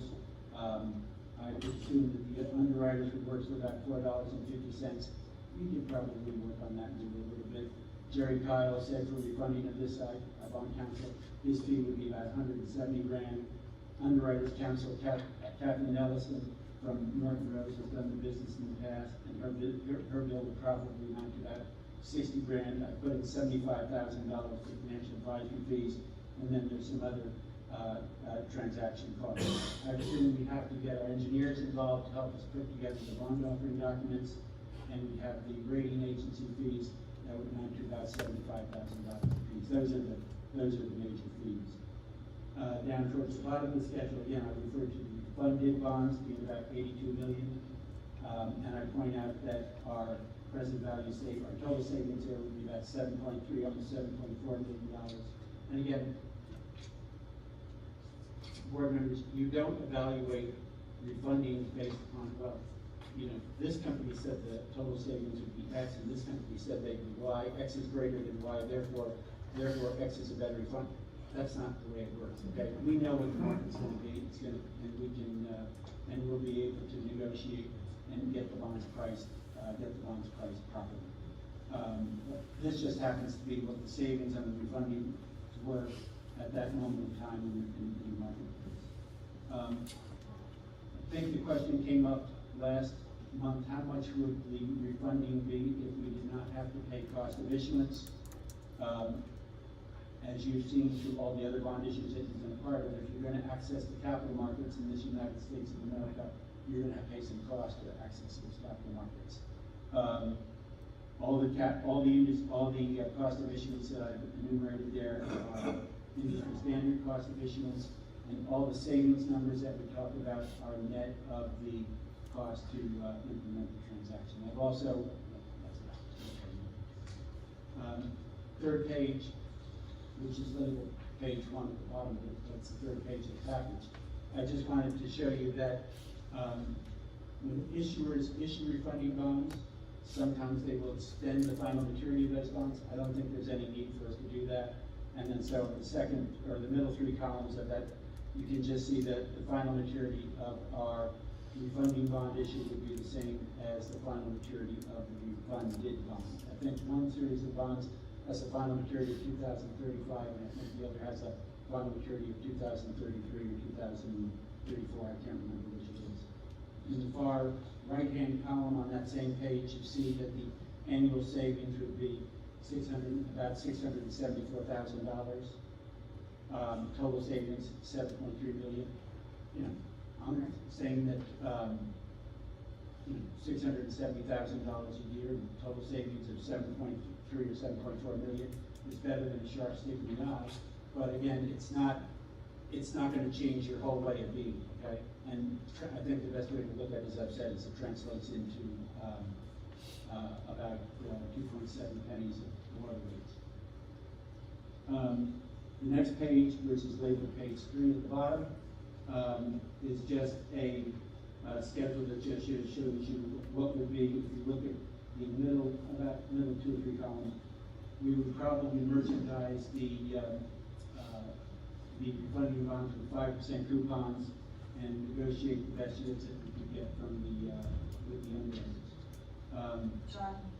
Yes, ma'am? Thank you. Is this getting a little bit into the weeds, like, we need to know this in a month or Let me two? finish up. Okay. I'm almost done. Right? Okay, okay. If you think it's too far in the weeds, I'm sorry, okay? I'm just asking.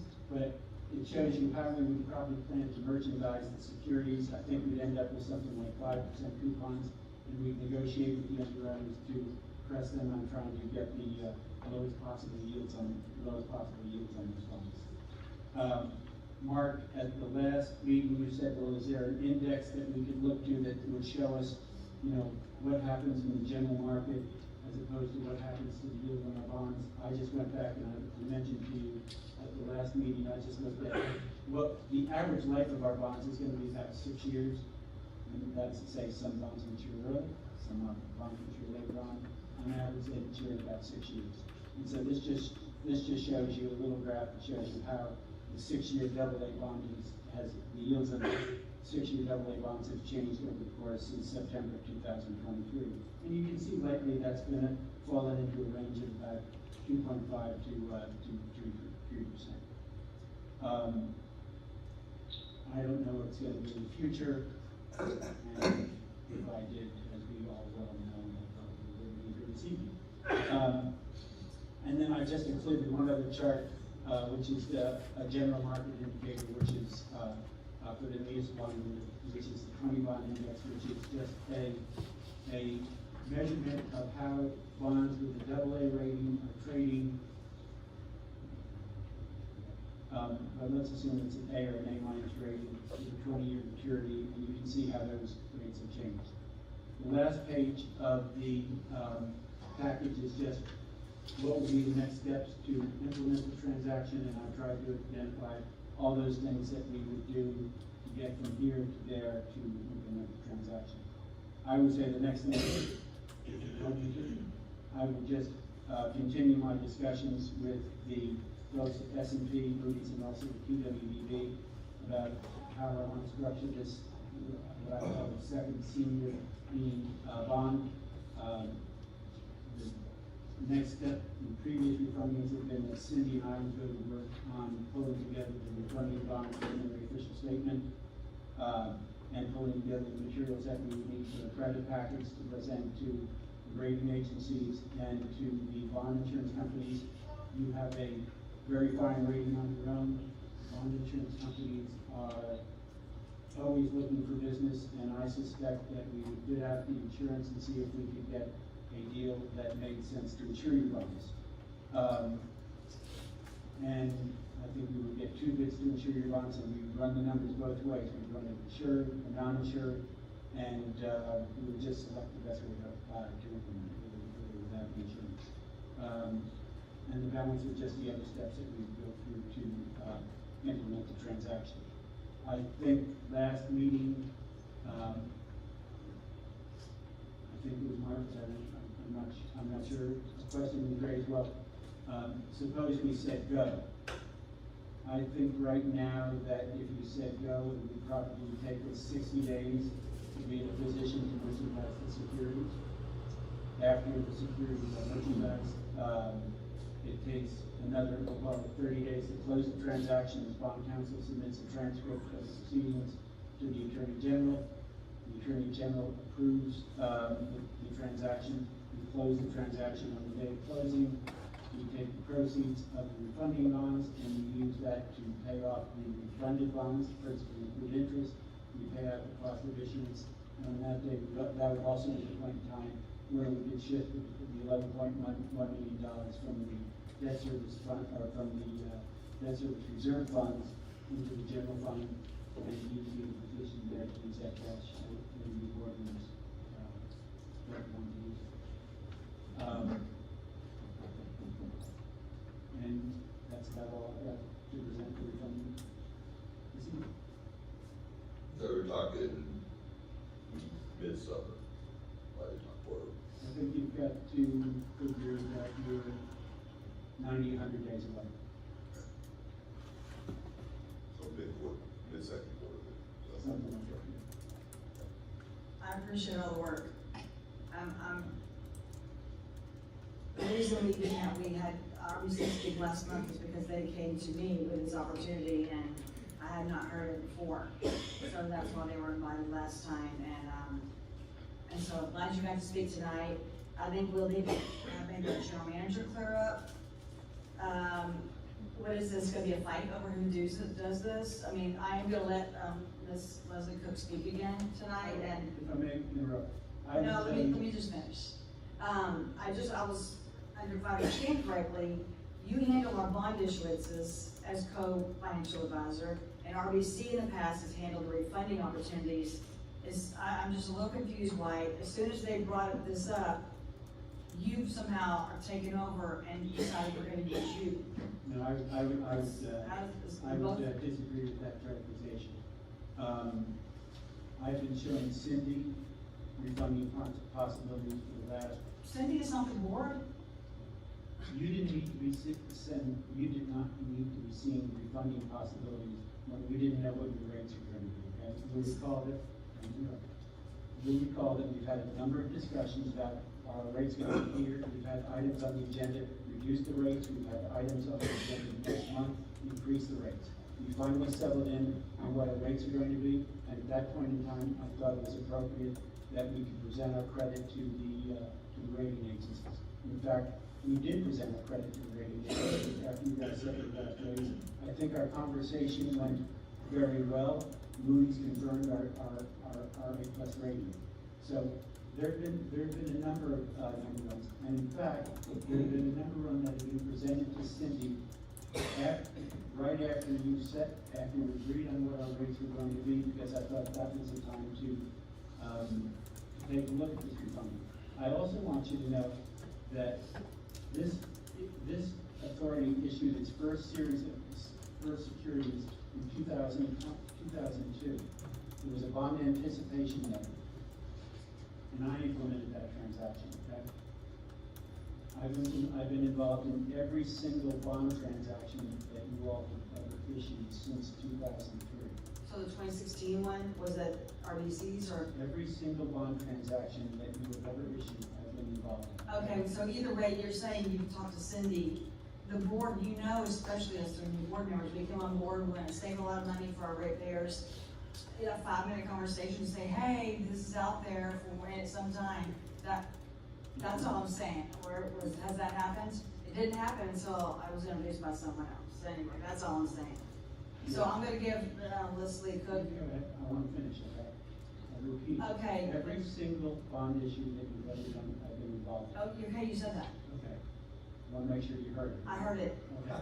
Now, I also want you to know that when we did refundings, RBC and I would work together, okay? And typically what would happen is I would work on the front end, helping to pull together the bond offering documents and preparing the credit packages for the rating agencies, okay?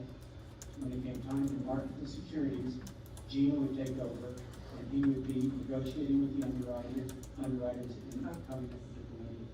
Gene would come to me and he'd say, look, I think we ought to structure this bond issue with having a offering for retail investors and institutional investors. I would say, Gene, I don't think we have to do that.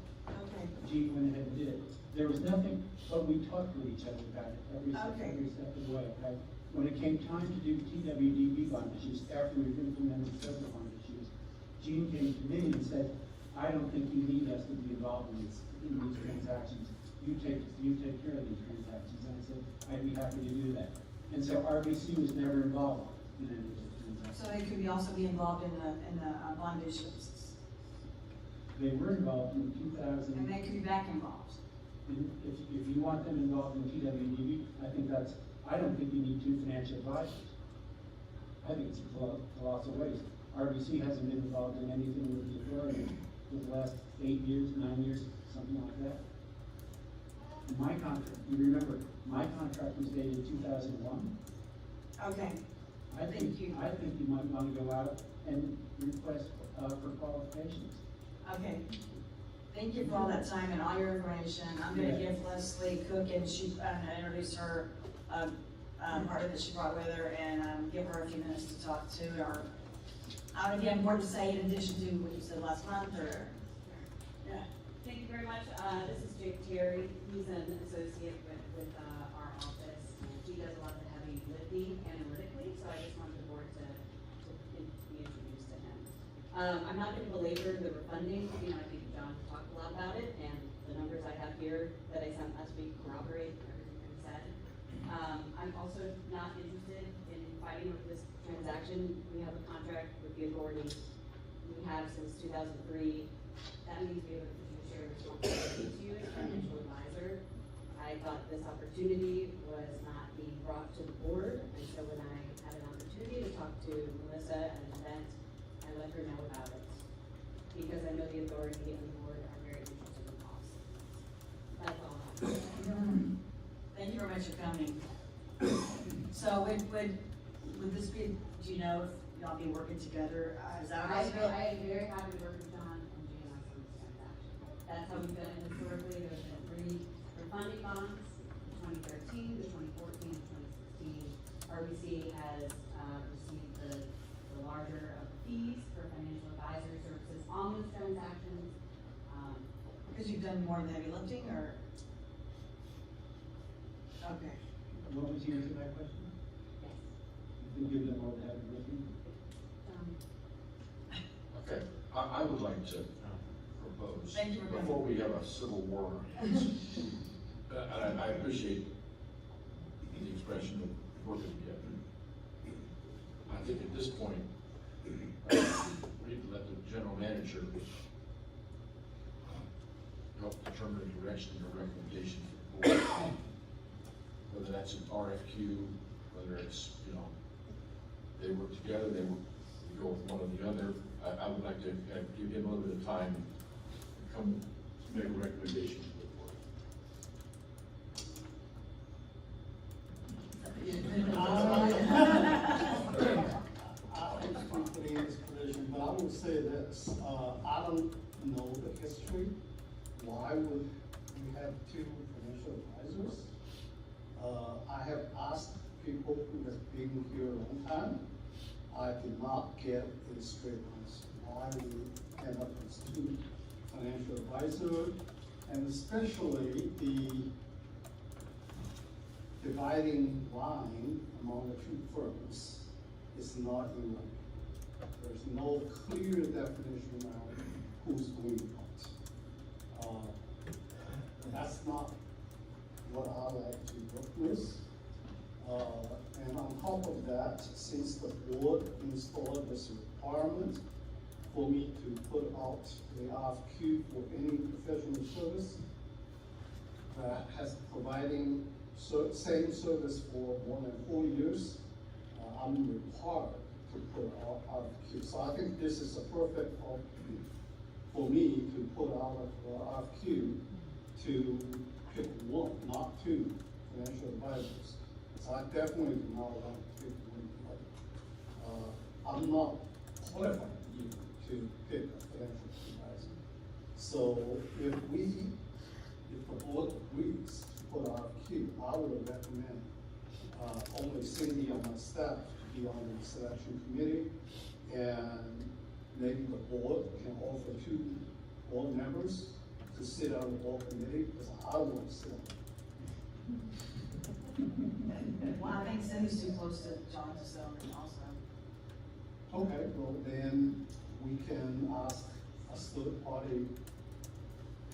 I'm at your. Well, what if we ask the board, is John's making money off the bond issuances? Why don't we let RBC handle the refunding opportunity? Is that a thought, or is that I thought. If you ask me, I'd rather not working in a coal advisors arrangement. It's number one, as I said, the responsibility is not defined in law. So I don't know who's, I mean, today, if they say, yeah, we work together. Once we say, yeah, both start working together, then John wants to do this, Leslie wants to do that, I am not going to be the judge of that. I'd have to ask Sydney. Oh. Do you believe that you could provide an objective opinion to the selection of an advisor? Or do you believe that you're Too close to John?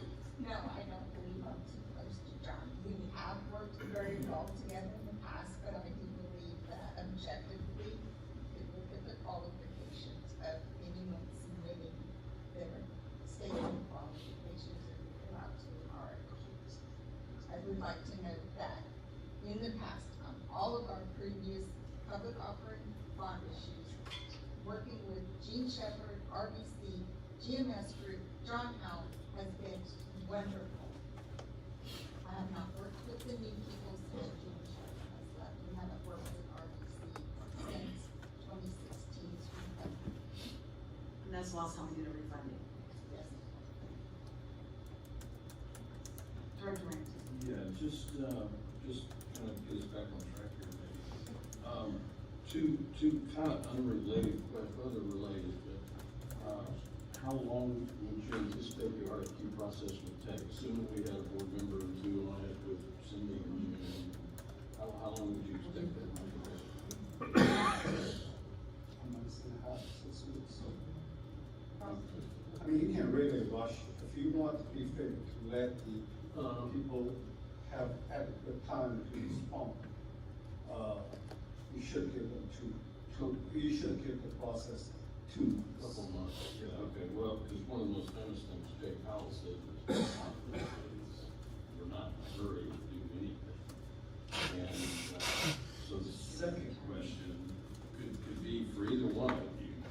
When you see the relative stability we've had in rates the last, was it 18 months, 2 years, something like that, what's the sensitivity? And let's just go all the way down to the 2.7 cents number that you're looking at potentially saving us on rates. And that's exclusive of the 11 million.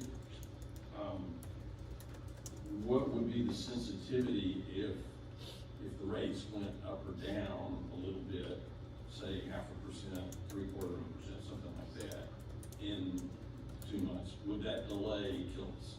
I don't think it would kill you, and again, I would just go back and translate it. I've seen the benefits from the refundings be anywhere from, let's call it 2 to 3 cents. Okay? I think that's the best way to define it. None of this is going to change the whole thing. And I think if you go through the RFP process,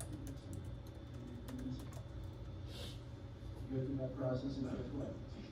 You're going to be closer to maybe having draft audit numbers for your fiscal year, for your 2024 fiscal year end. The package presented to the rating agencies. It helps in the preparation of the official statement. Well, I'd like to add that the prior board knew about this. Y'all known about this for 3 years. And I was disappointed. The board would like y'all to come to us. Hey, we think there's some savings opportunity here. We think there could be one here. We don't know what we don't know. And I'm disappointed, I'm very frustrated. We didn't hear from y'all. I've heard from you. Okay, great. I'd like to give Leslie an opportunity to respond. In terms of the sensitivity, we have an analysis in our presentation that if rates were to go up or down by say 25 basis points, we'd be leaving about $500,000 in savings on the table or gaining $500,000 on the entire transaction. That's something new. Let me ask a couple, John, your plan would increase our cash, or our cash fund, but it would also increase our debt, right? Because you'd be financing. This plan doesn't anyway increase your debt, okay? There's too many variables involved, but no, you should not worry about that this plan will increase your debt, okay? You're gonna reduce your annual So debt. you're financing what the cost of refinancing bonds, right? Yes, sir. So that's debt, right? Yes. But you're not, you may have a higher outstanding.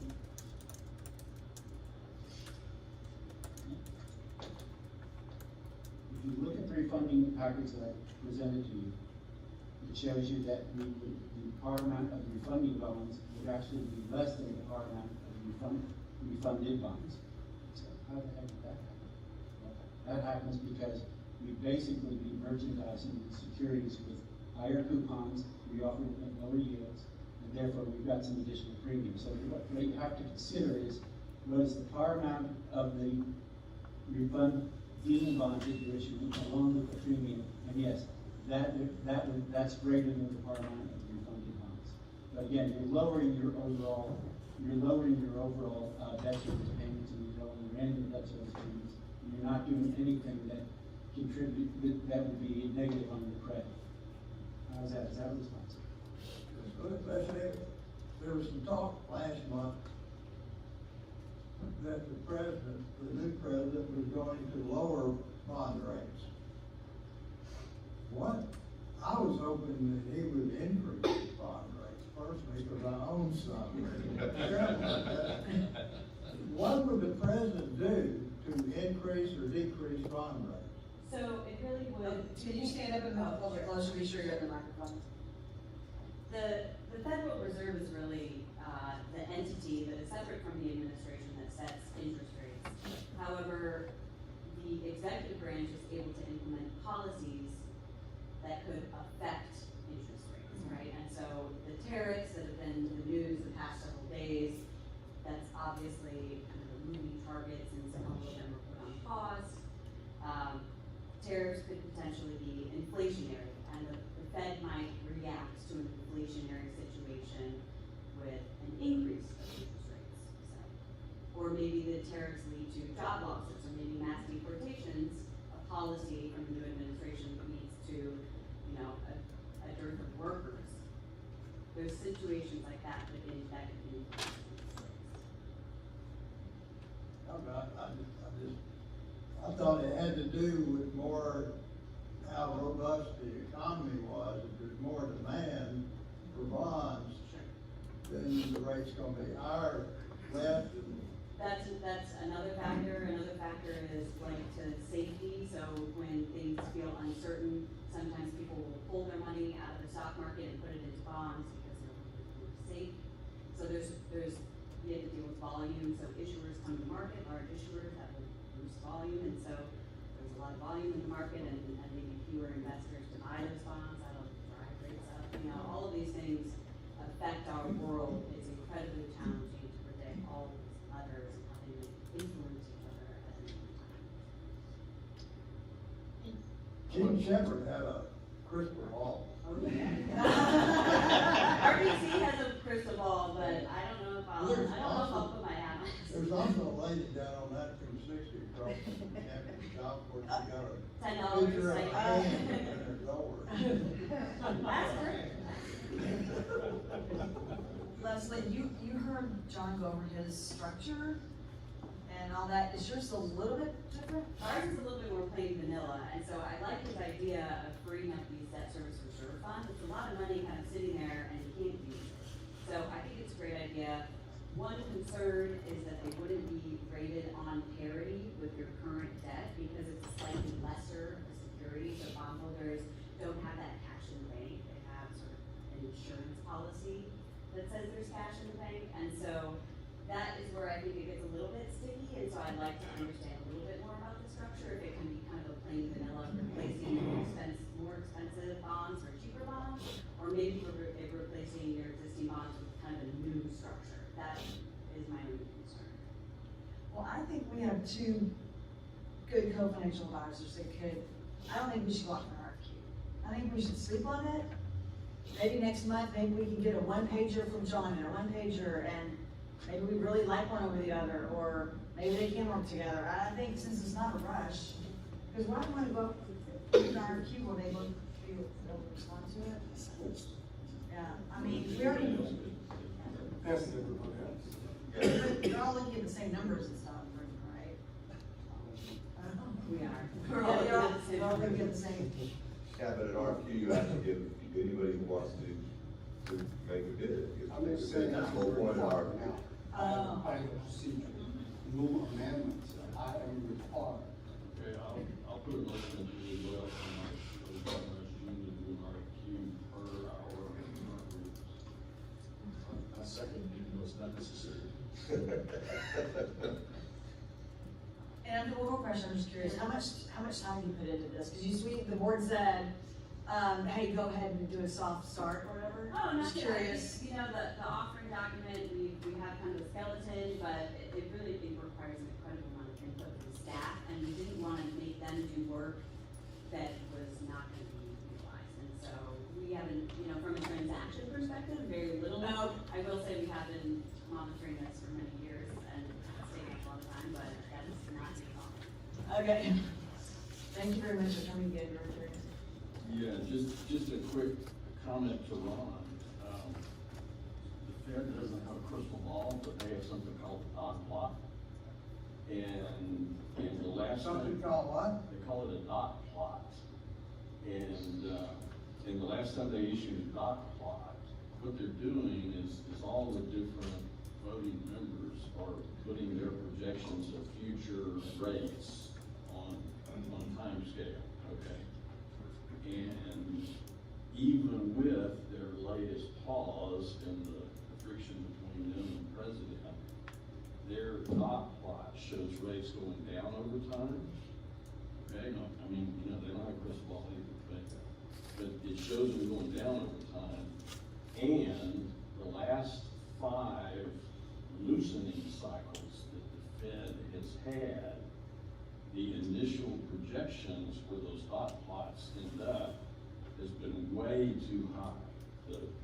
When they start a loosening cycle, which they've done now, they end up way below what those initial dot plots are. Okay, so just for what it's worth, they don't have a crystal ball and better wait, but they get the control piece of it. Thank you. Okay, we have a motion on the table. Any other discussion about this? To go for our, general manager to go out for an RFQ? All in favor say aye.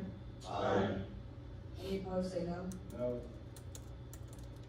Okay. 4-1.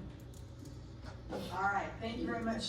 Go ahead. Oh, May I ask yes. which 2 board members can be on it? I'm gonna be on. Okay, and anyone else?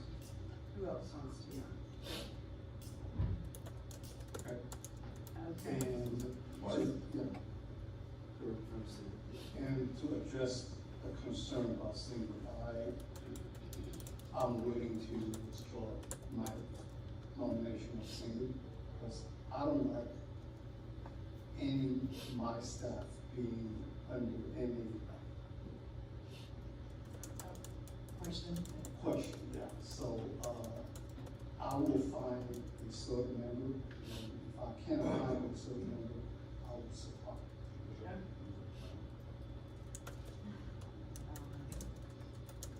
Sure. Yes. We'll figure it out. Okay. We'll figure that out. Okay. Okay. Thank you very much, Mr. Howell. Thank you very much, Leslie Cook and Jake, for coming out tonight, for all the work that you've all been putting into this. Hopefully we figure this out. And like y'all said, it's not urgent. It's been around, right, for a while, so we have another couple months to figure this out. Okay. We are going to take a break, it's 8:05. We're gonna take a 10-minute break.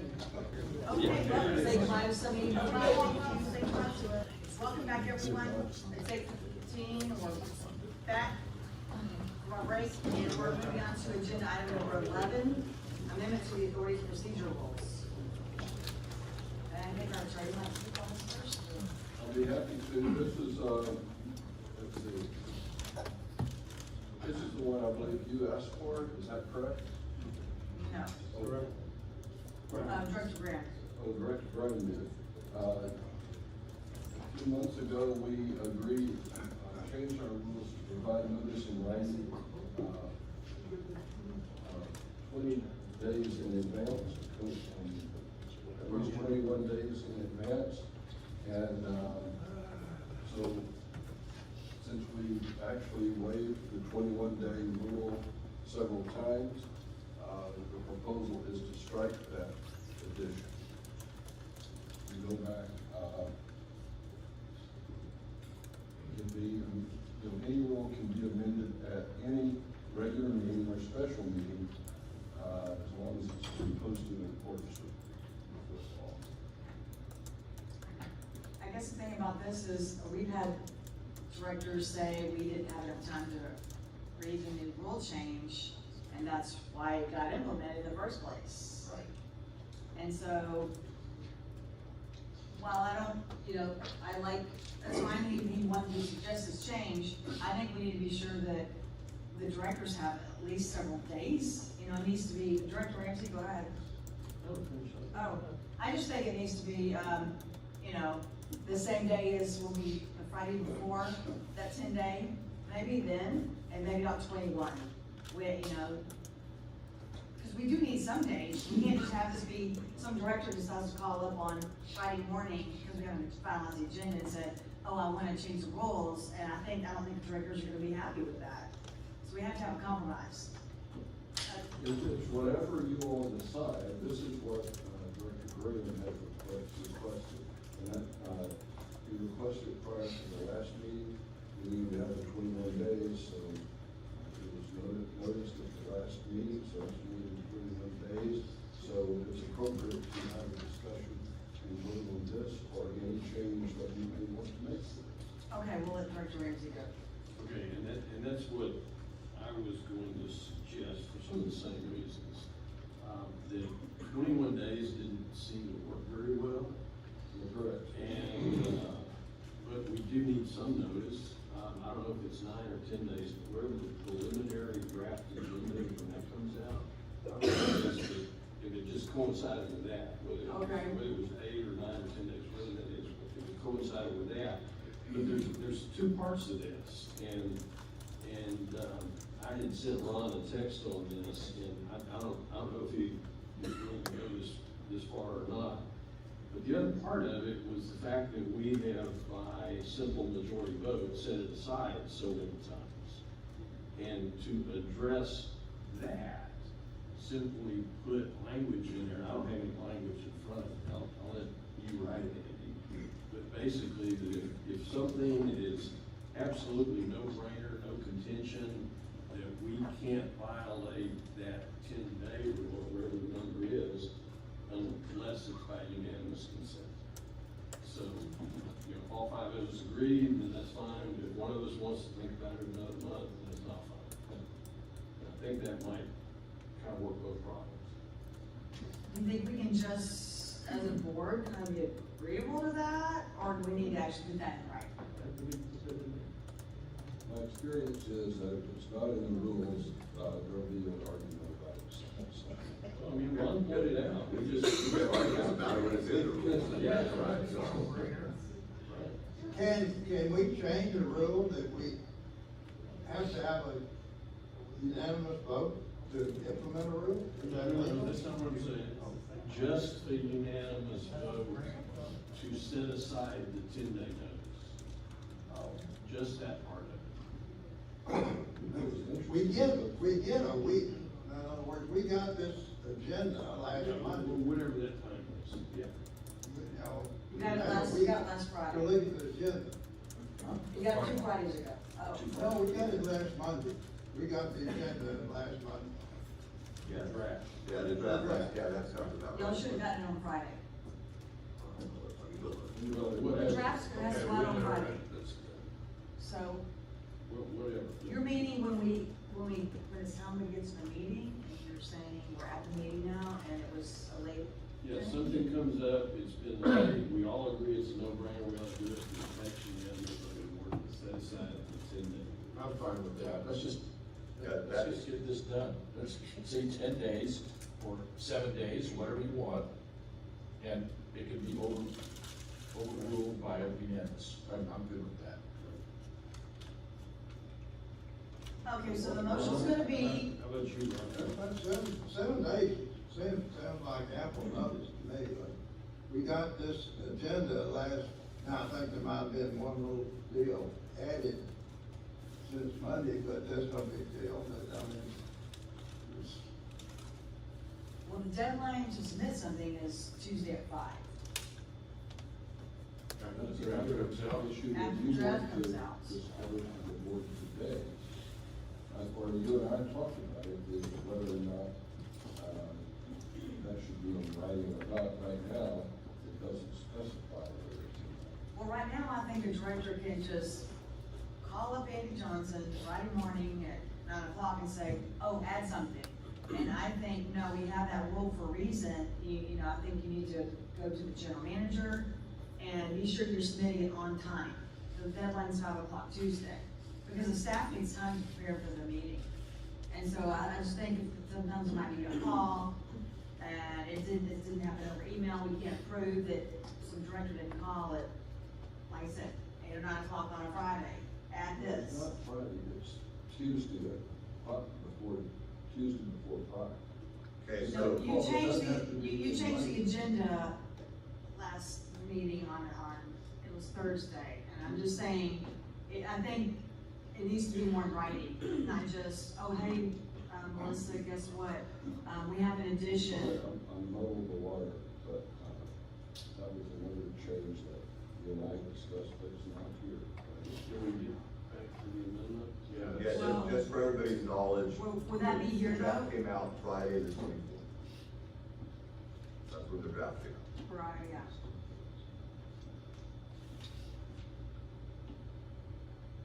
So the draft comes out, and what's Monday? Is that Monday 8 days before? 7 days? but we had two problems. One was the 21-day notice, but the attorney never sent out a notice for any of the rule changes when somebody made one. Until this last notice that was sent out for this rule change. The previous rule changes, a notice was never sent out by the attorney's office. So if you make it 7 days and issue the draft agenda Monday before we're meeting, then that would eliminate the attorney sending out a notice to everybody that, hey, there's a rule change. Okay. So we want to just change 21 to 7? Works for me. Is that Just set aside, so. The water code says 3 shall be sufficient for any action. Appropriate rules. Well- We can be more conservative. Well, I think that's getting into the weeds too much. It's too detailed. I don't know that we need it. I think we're grown-ups. We can all decide, yeah, you know, it's friendly enough. We can agree Well, to we it. changed it twice in the last year, so how grown up are we? Well, but I think we've probably all thought before, you know, you don't want, or make a rule for this or a rule for that, and let's make it so detailed. You know, now we're just having to stick. We're changing the number of days of advance notice and the number of votes. We're changing 2 numbers. We're not going into the weeds. No, but adding that extra one, I think is. No, not really, not the way Tony did it.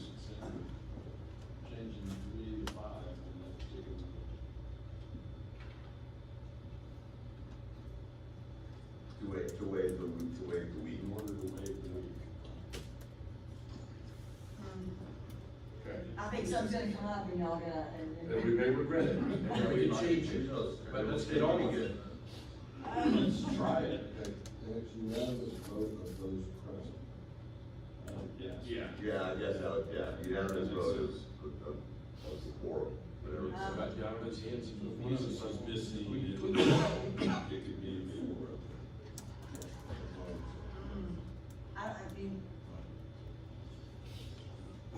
I think it's kind of, That was a motion, Mark? Yes. Well, it was an amendment to Ron's original motion. I never made a motion. I move that we I change came in 21 late. I thought you already made the motion. to 7.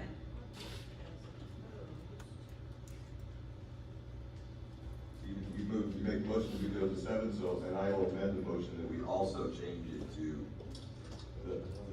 everybody, for all the board members is present. Waive seven. And waive the 7. Okay, well, let's vote on your amendment. We're voting on the amendment.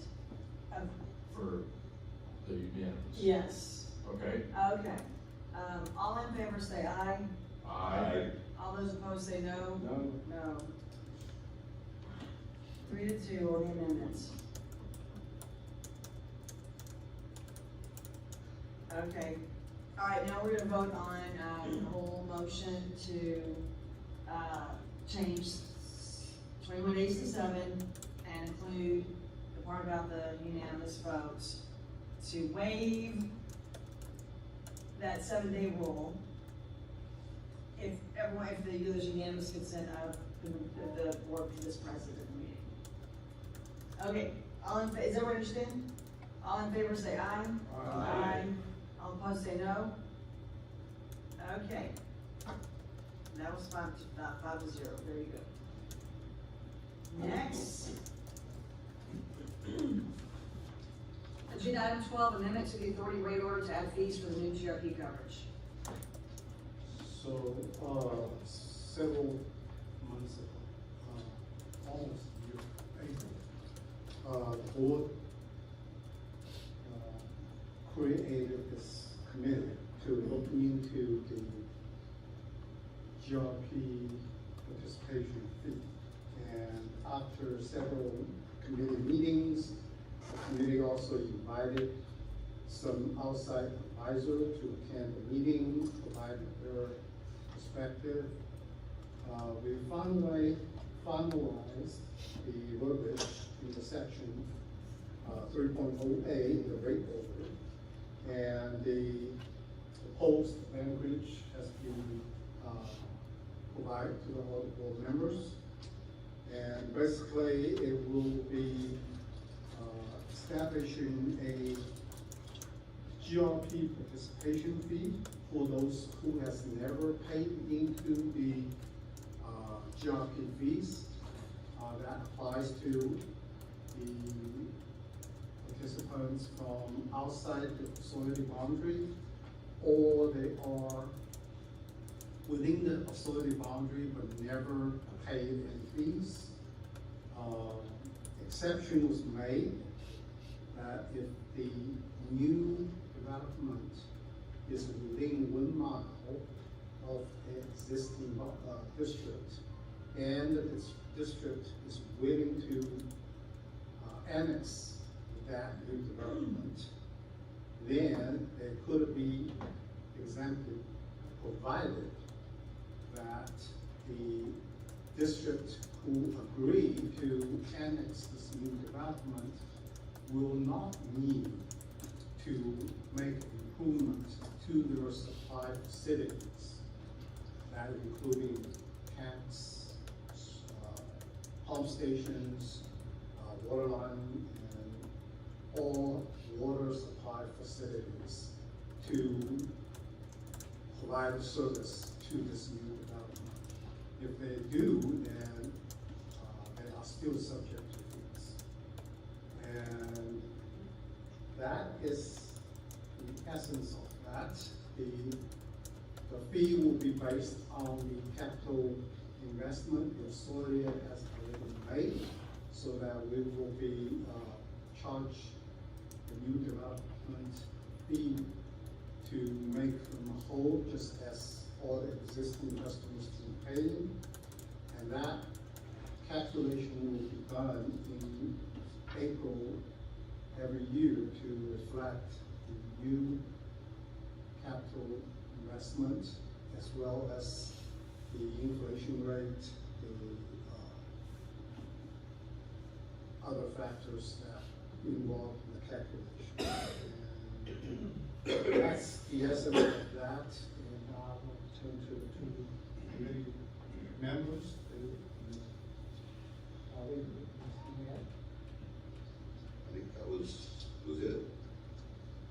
Yeah, it was pretty simple in the end. Yes, sir. Yeah. Yeah, I'm very happy with the results. Okay. Thank you.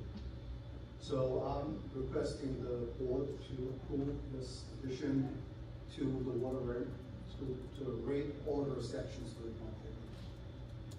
Director Ramsey, and then I'd like to hear from, Mr. Norman, since he was on the committee.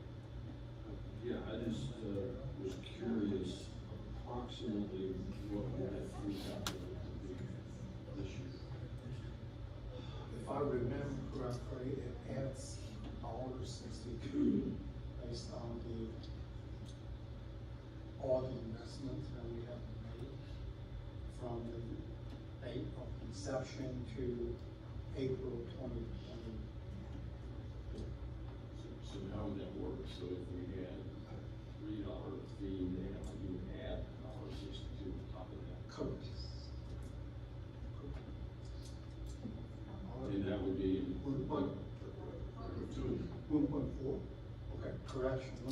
Oh, but it would be forever now? No. Until. I thought it was forever. I saw about that. Yes, that's correct. Yes. Yeah, because you are paying back. Right. The new debt, you are paying that new debt in the current year. Thank you. Good. I'd like to hear from Mr. Holman, since he was on the committee, if you don't mind coming up. Thank you for recognizing me. I did serve on the committee. Can you get a little bit closer in case the microphone cuts off? Okay.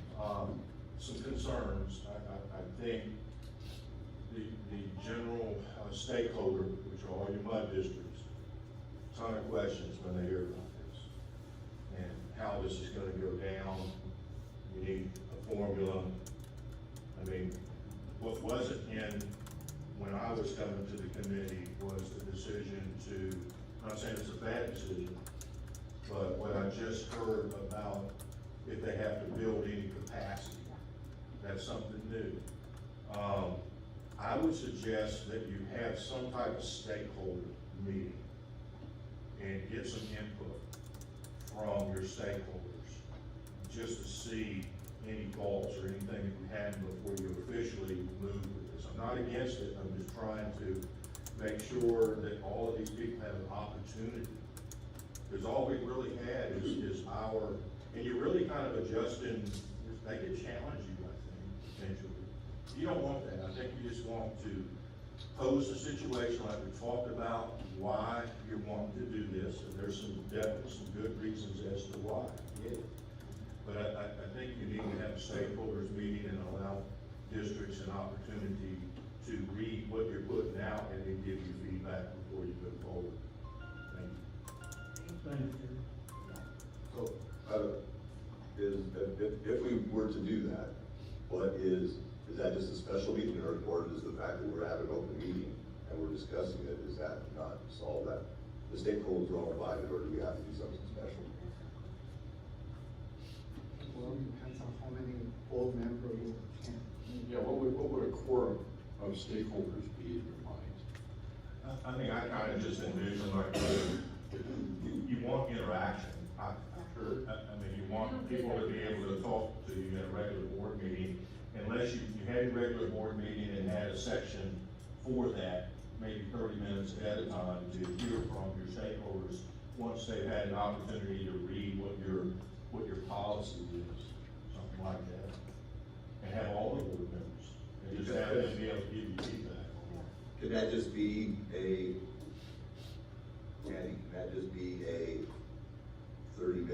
discussion inside of a standard meeting. So we're not in violation. If we have one that's not a meeting, then it's in violation of the Meetings Act, right? If we don't announce a meeting. Yeah. If you post it, you're good. Okay. Almost like a public hearing. Right. In advance, a lot of times you do that, go into your regular meeting, here you just.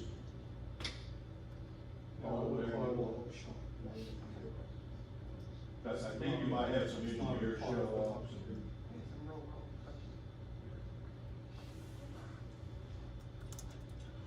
So would y'all like to, is there a motion made to postpone this then tonight?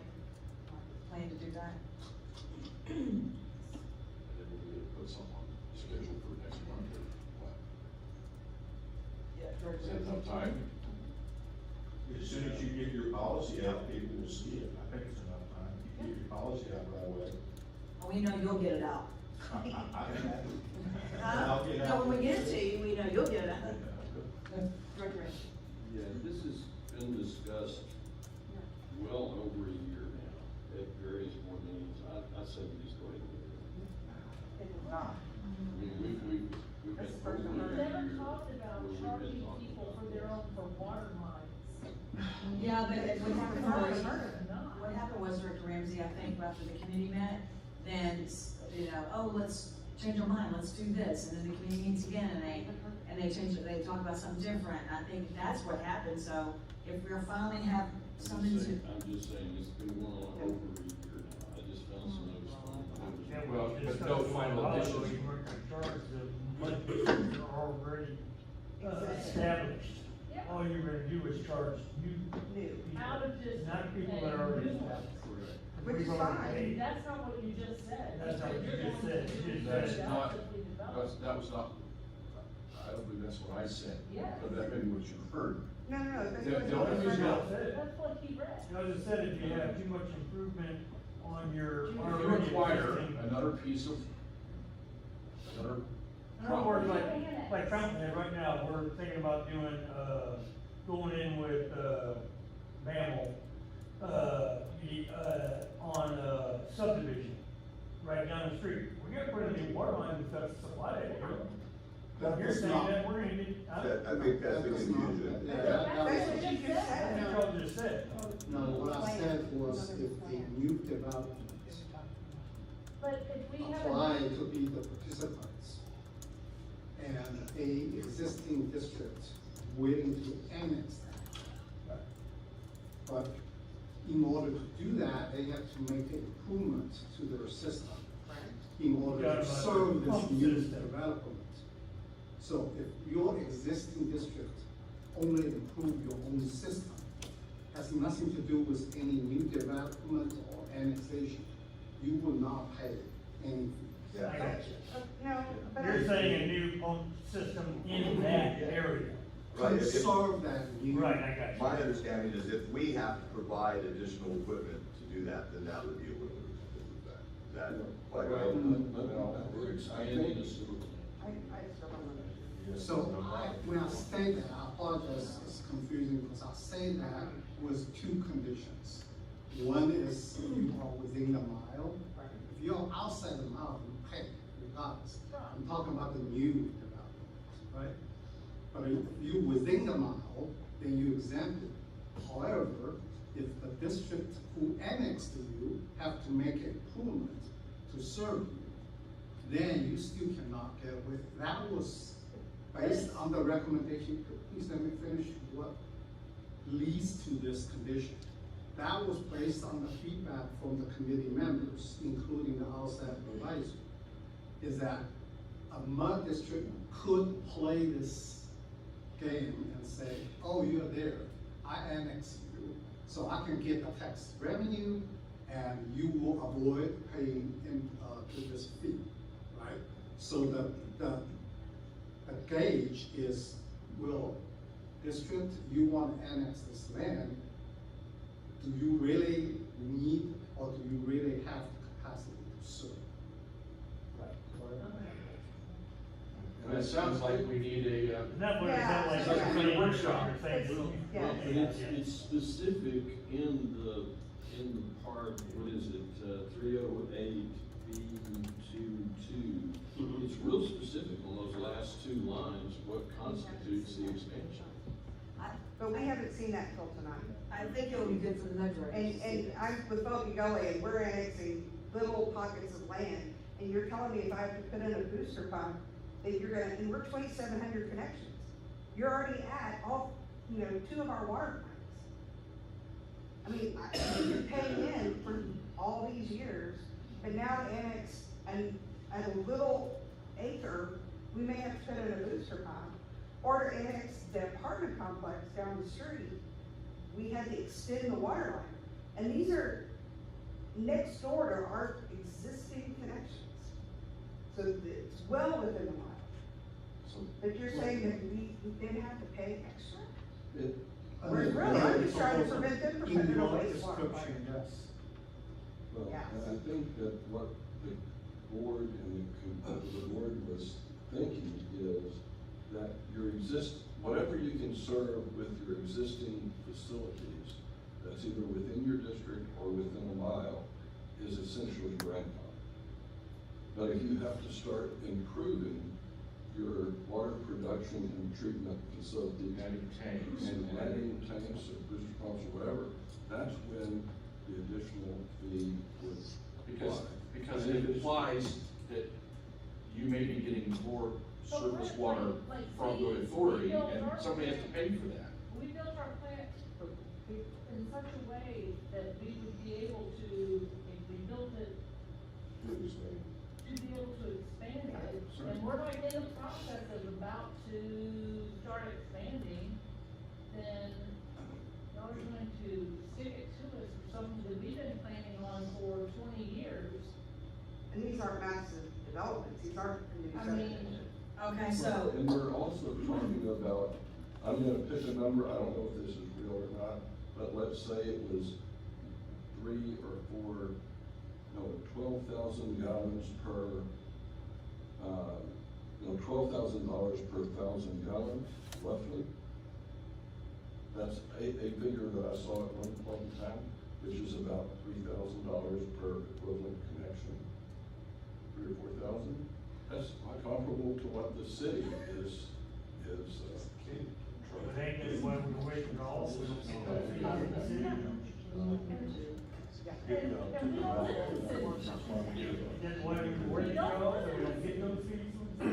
Okay. I'd like to hear they're upset. This is. I'm gonna make a motion that we schedule a workshop to discuss this. Invite whatever stakeholders, half an hour before the next board meeting. Well, we can say our meeting starts as soon as that ends, too, we could say that. I'd still say it starts at 6, but then we'll start the real meeting at 6:30. Well, we can say. For you, isn't it? Because you're. I can't get here by 5:30, so. No, we would say the workshop starts at 6, and the meeting starts at 6:30, or when the workshop ends, something like that, or something like that. Yeah, that's basically fine. Okay. Cause then you didn't cut people off as the directors if we have 40 minutes worth of director speaking, okay, so you heard the motion? Some, Yeah, more or less. okay, motion is to have, a workshop at our next meeting to allow, feedback from my directors on this GRP coverage. Any other discussion? All in favor say aye. Aye. Any opposed say no. Any abstentions? One abstention. Okay, thank you, directors. Next up is agenda item 13, economic impact study. Is that our attorney to start? I think that Director Flicker asked for that. I asked for it, but it comes down between the conversation usually on where we stand on it. Well, I think we're just waiting on the numbers that, the engineers are working on, as far as the 2035 conversion numbers. No, don't put this on us. We give you all the numbers already. I even forward the the memo from Kroll to Zach when he says, I didn't get the number. I have provided the number to you, long time ago. Well, then I can give that number to John and then he can project his fees, okay?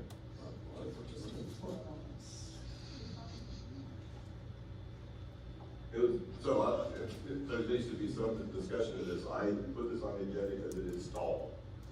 That's why I put it on the agenda. So, maybe it's uninstalled now.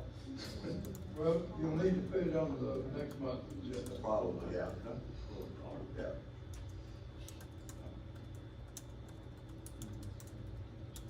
So, let's hear from John Howell, because our attorney asked him to do some work. Have you already done it, or are you going to do it? I think we did it months ago. You did it months ago. Well, I'll go with that. So that's,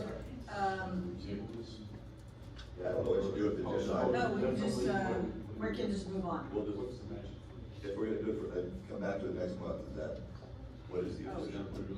Just put it on the agenda. Yeah, okay, we're moving on. Moving on, okay. Agenda item 14, sustainability of water rates. Oh, I think I asked for this. Because we lowered the rates by $1, effective October the 1st. Now we're selling water for less than we're buying it from the city of Houston. Groundwater's $2.60, surface water's $3.05. But we're projecting, what we hear is projected our rates to be $10, $12, maybe more per 1,000 gallons in the next several years.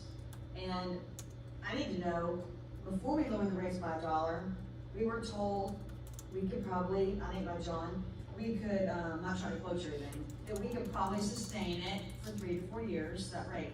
Now that we've lowered it by another $1 in October, now we may have to go back up in a matter of months.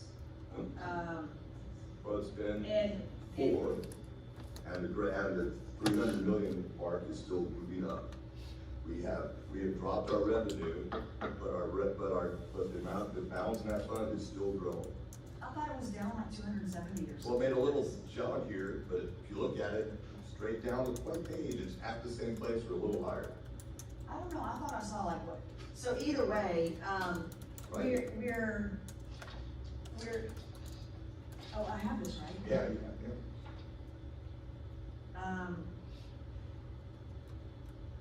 Yeah, I'm just saying, it's like, it's way down like 270, like right here, that's where it is. Yeah, and it's come right back up. This is where it started. No, not quite, but either way, we're trying to go, our attorney's on this project, he's got his Harris Scott's Master Letter project, and, we're trying to say, hey, we can't afford this, and how do we have these low rates, but they're projected to be $10 more per 1,000 gallons. How's all that gonna work out? How do we go to the Science District and say, we can't afford that, we have this, and how long can we keep this?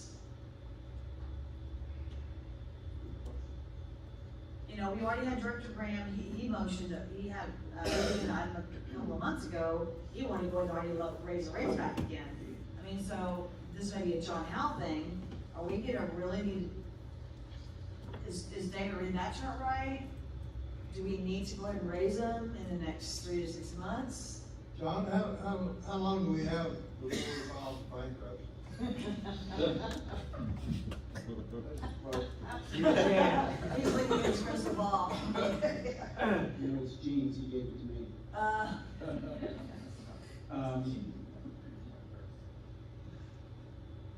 love. Honest to goodness truth, I was trying to Ron's figure humor. out better ways to skin the refunding cap. You're not really focused on something that we did probably 7 months ago. But I thought. Ballpark. No, wait a second. I thought what we said was based on what we knew at that point in time. Short term, I said, I think we were okay with these rates to the end of this calendar year. We've also run some numbers for Andy that tell us that, out in 2015, 49 or something else like that, whatever it is, our legislative club. I think it's way before that. Yeah. Sorry, all I can tell you is that, based on what we knew back then, I thought we were okay for the year with the existing rates. But I don't know, I'm not sure if anything's changed since then. I don't know, have we had any change in plans in terms of, what we're thinking in terms of bonds that we have to sell at different points in time? And, you know, when I get those numbers, then we run the numbers, but I don't have anything to lose money right now. Okay, so I'd like to watch this, you know, every month, you know, we meet the next several months. That's what this was supposed to be, Yeah. the way to watch this. Yeah, so I'd like to watch it and see where we are, but I'm still confused, kind of, like, how do we go to the subsidence district and say, Andy Johnson, like, hey, in 5 to 7 years, the rates are gonna be this much, but we've got them at this, got them low like this. I don't disagree with you. You don't disagree? I mean, well, what John said 6 months ago when we first went through this, I believe that he said, it doesn't matter what you lower your rates to now. By X date, you have to be at 806, Yeah. or whatever the number was. Yeah. That's what I remember. Yeah. And I think that, you know, is still where we are probably, and it doesn't affect where we have to be, or it just affects the steepness of the line, of how quickly you have to get there from the bottom of the. That's what's gonna hurt our ratepayers, the steepness of the line. True, but you'll go to the same place. I think that was his point. You're gonna go to the same place. It'll just be over a shorter period of time, the longer you get. That's what I remember. So- I could be wrong, but that's what I remember. So we, you know, trying to do the right thing, lower the water rates, but really, it just makes for a steeper line. That is what I recall. But we just had earlier today, whole discussion of what's going on legislatively this year. And if the governor's talking about throwing around money, we may get some of that. It's going into a bond, it's going into fresco bonds. They're not giving it away, but I'd like us to try. I don't know what it You is. asked me my history, my experience with the state giving money to local governments. I'd like- It's non-existent. I'd like you to go talk to our new lobbyists and go and have them go knock on the door and demand that give us some money. That would solve everything. Please, thank you. Oh, I've got several clients who are in line for that, so. Okay. Well, I just wanted to talk about it, see where we were with it. Does anybody else have any questions about it? About where we are with rates? See, you have your hand up?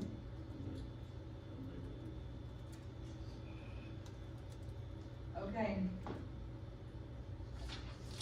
At the end. guess so. Oh, agenda item 15. Huh? 15. Board's direction on House Bill 1643.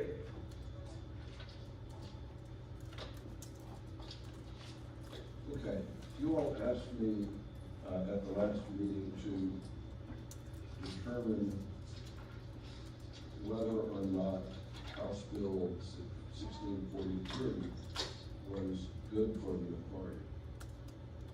There are a couple of issues that I'd like to briefly discuss. One is, if you are removed from the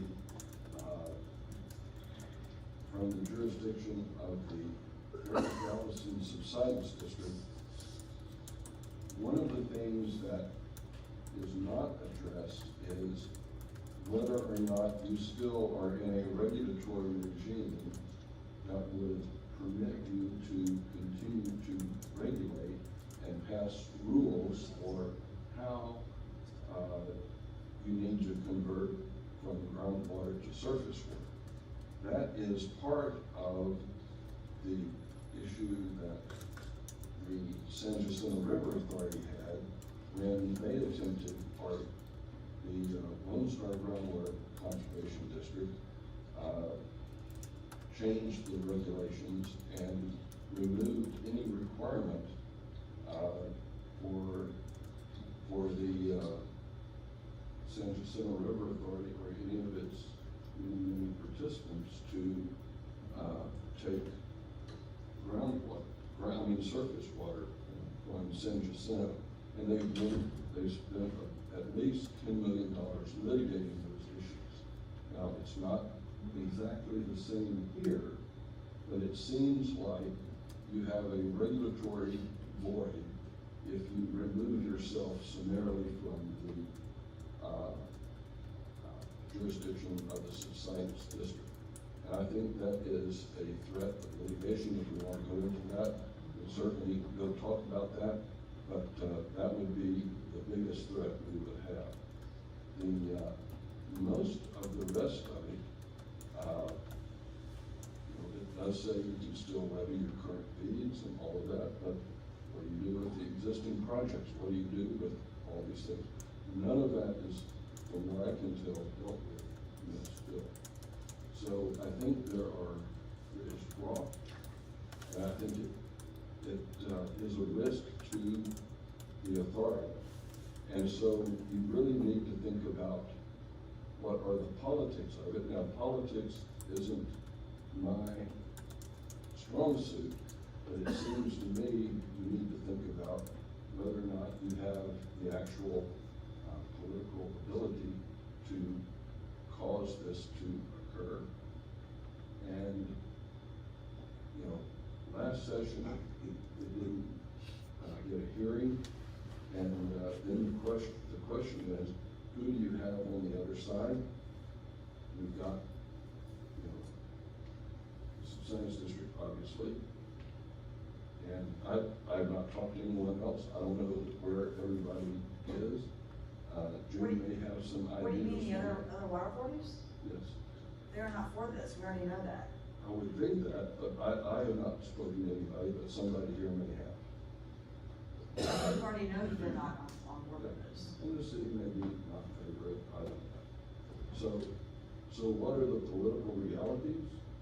And also one of the things that, we've talked about for quite some time is going to visit with the subsidence district to attempt some type of discussion on, how we may work with the subsidence district. And it seems to me that if you don't get a lot done positively when you're aiming a rifle at somebody. So it seems to me that, it's up to you to decide what is in the best interest of the authority. These are my observations, and I'd be happy to discuss them in more detail if you would like.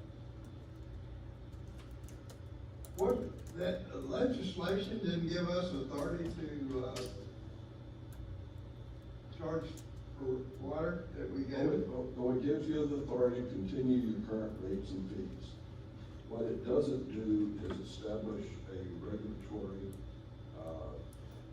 mandate that requires you to, get off of groundwater, or to what extent you get off of groundwater. And there's a regulatory void there. But we can determine that, right? No, you don't have the power to do that under your current legislation. And I suspect that people sitting out here that have said they're going to sue you. I don't want to go into the details of it here. I mean, we can in the executive session. But,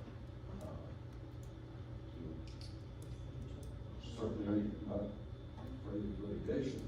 And you might win, but these are things I think you need to take into consideration before you punch the button on the launching the missiles, which I understand you have not done.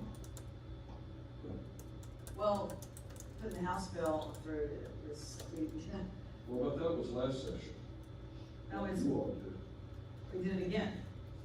The board didn't do that. The board did it, right, the board did, it's already out there though. No, the board hasn't voted on it. I Right. think the board ought to vote on things that you back in the legislature. We did last month. That was the, that was on the dredging. other one. That was on the dredging bill, 1532. Yeah, it did like Houston Bridge. This one we postponed. We were gonna get a legal analysis, but I think no one's, the attorneys don't wanna do like a legal analysis, political analysis, so that's what we kinda were waiting on. Oh. Should we go to executive session? Or what? No, you're one of the Andy's got one. Well, that's just a discussion. Going into executive session implies that there's something legal that we need to do attorney-client privilege. I'm not sure this is. What's that? He suggested that. Yeah. I understand that. If you want to discuss the legal issues, the policy issues need to be discussed here, but if there are legal issues, we can certainly go into executive session. And all of this also works in with whether or not you all want to go to the subsidence district with some kind of proposal, which we have been discussing for quite some time. And I have been told by multiple sources that the subsidence district would not be interested in dealing with this as long as they're steering on the barrel of the gun, which I understand. Well, George Ramsey, and then I'll take turn. You go ahead first. I spoke with, Dr. Tom Alderson, and, excuse me. He told me that, we're all concerned for our constituents, the ratepayers, the cost of this conversion, which is why I think it'd be nice if we had some free money. But, he said his constituents, they asked him to push this bill through, and so he did. But, he did say he'd wait and, he'd see what the direction of the board would be, whether he's, tries to push it or not, if we support it or don't support it. But he did on behalf of his constituents, they asked him to do it. And, I highly respect Dr. Alderson, we are very close, and, I don't think if I end up voting against this, it changes anything, it's a bill that he put through, and he thought he did what was best for his constituents. I think the route I started to get on, which was go to this class district, let's talk, let's show them that cone of uncertainty that, and the years behind we are. I think we need to just have talks with this class district. That's the route I'd like to be on. This, to me, because we don't have the support of all the other water authorities or the city of Houston, I supported this 2 years ago. I'll be honest, I think it was a mistake. It was exciting. I'll also say this. When we were elected and got on board, we were excited and we were trying to get a lot done. We were having 2 meetings a month. We were like, let's change this and let's do that and let's do this bill. And so I got behind it. But I think we should have taken our time, gotten the general manager on board, gone slower. I mean, we were, like I said, we were trying to get a lot done, but that wasn't the best thing. And I think had we taken our time, gotten the general manager, gone to lunch with Mike Turco, the general manager of the class district, I think that's what we should have done. We didn't. It really hurt us. And then this House bill, it didn't get a hearing last time, and we didn't get anyone to go and try to push for it to have a hearing. So I would like to have seen support behind it, and we didn't have that. And it's hard to be a 1 or 2 man show, Anyway, so there's a lot of reasons why I'm opposed to this bill. I just don't think it's the right direction. And I just like our attorney said, he doesn't think we have the ability for it to be heard. I think that's a political reality. You use your words. I just don't It didn't get hurt before, I don't think it's gonna get hurt again. And it just, I think it hurt us already by having the bill again. And so I think we need another solution. So that's all I have to say. So I look at this as kind of a gun that's already been fired. Right. He's not gonna pull this bill because he can't pull the bill. He cannot withdraw the bill. No, it's gonna go to some committee and get voted on or not at some committee. He said if we oppose the bill, he will not push the bill. I mean, it's just the way it works. I'm sure he has a lot of bills to work Well, on, sure. right? And I'm not sure that we'll get anything through the House this year. I think that's a foregone. Oh, I know. There's gonna be nothing this year. I know, I'm so disappointed. So I think it's just sitting out there, and it is what it is. Yeah, you have Ramsey? Yeah, I'm gonna disagree with the president. I'm sure that's not a big surprise for anybody. As far as the gun already being fired, that's not completely accurate. What we've got is we're pushing back against terrorist scouts. If you turn to the last tab in your book, I want to read something to you. And I'm not being argumentative. I'm saying this is best for our constituents. It's best politically, not necessarily as written, okay? I grant you, maybe we need some tighter language that gives us some more statutory authority.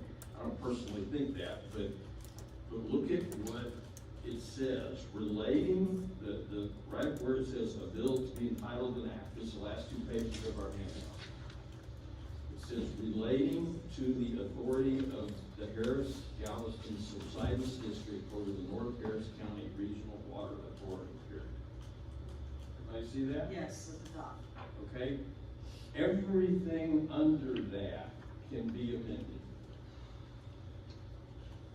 This is a vehicle.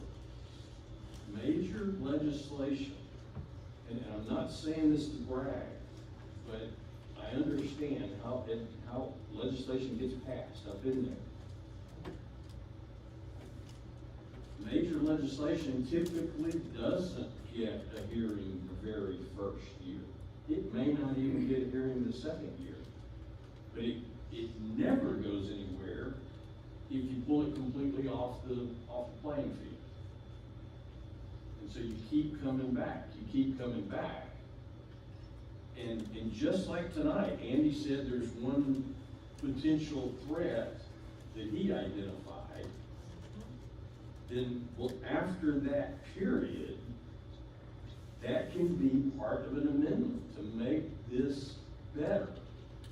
If there are specific concerns of the West or the city or even Harris Galveston, those can't be amended into this. At this point in the legislative session, this is our only horse. If we shoot this horse in the head, there is no other option this session. Right now, the preferred way to do it is that we, I say collectively, the authority, the board, Mark Evans, gets with Mr. Lucio and says, this is our vehicle. We want to see how we can push this vehicle regardless of how much we have to amend it in order to help our ratepayers get lower long-term rates. And those amendments, I mean, I can guarantee you Mr. Lucio will be very candid with that, and he'll give us the feedback he's getting from the other lobbyists. I just talked to him today. You don't want to take something like this and vote it down. You always want to be pushing forward. And the way you do that is through amendments to what may be a flawed bill initially. You're not married to this language. I would never expect this to go through unamended.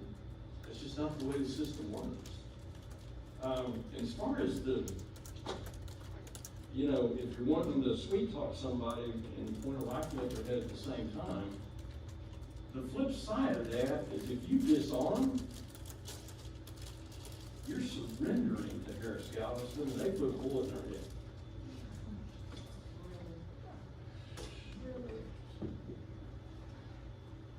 This is I'm not finished. Okay, go ahead. This is a vehicle, so regardless of how it could be amended. It could be amended to have joint science ventures with Harris Galveston. It could be amended to where we fund $1 million of science for them. It could be amended all kinds of ways. It doesn't even have to end up that we're not part of Harris Galveston. That's my preference, but it doesn't have to end up that way. Although that was your kind of goal. But that's what it said is related to the authority of Harris Galveston Science District over the North Area. All it says is relating to their authority. Right.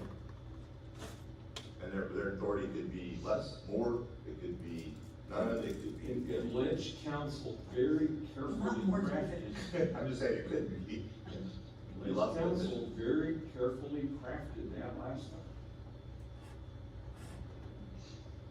I think there are other avenues. I disagree. That has paid off zero in the last 2 years. Zero. And we have met with Turco for lunch. And I know you have more than I have.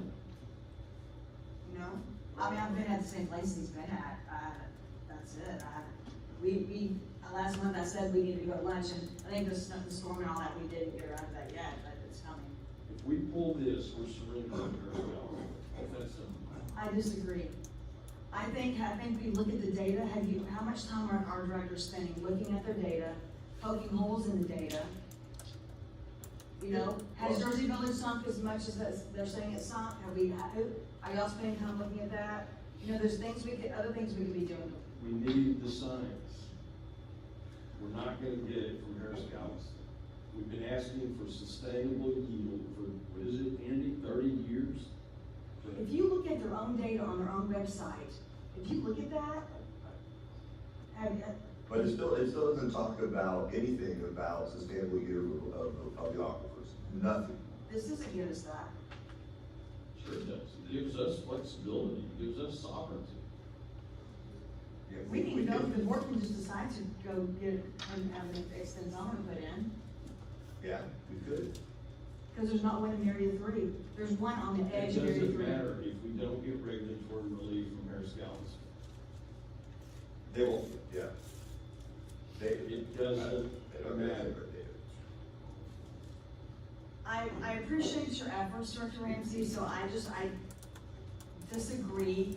As I say, there's more than one way to skin a cat, and I disagree on this method. There's not a way to skin a cat. The cats don't like it when you pet the cat, when you're gentle, when. And then it'll still piss on your rug when it's all over. So. When this came out, I'll be honest, I got sick to my stomach because I had just started trying to make headway with the subsidence district. We need to go them and show them our charts, discuss these conversion credits and when we're gonna be through with them and how many years behind we are, and just take our time and go have it and just be talking with them behind the scenes. So I'll ask a question. If they have anything to say, why have they not? Why has it been almost 6 months that they're late on their reports? It's a year. A year that they're late on their reports. So what are they not saying? Well, I think they're also gonna do an impact study. I don't know, maybe they're gonna find something that's gonna help us out. Right? That's not normally how impact studies work. They're normally modeled to.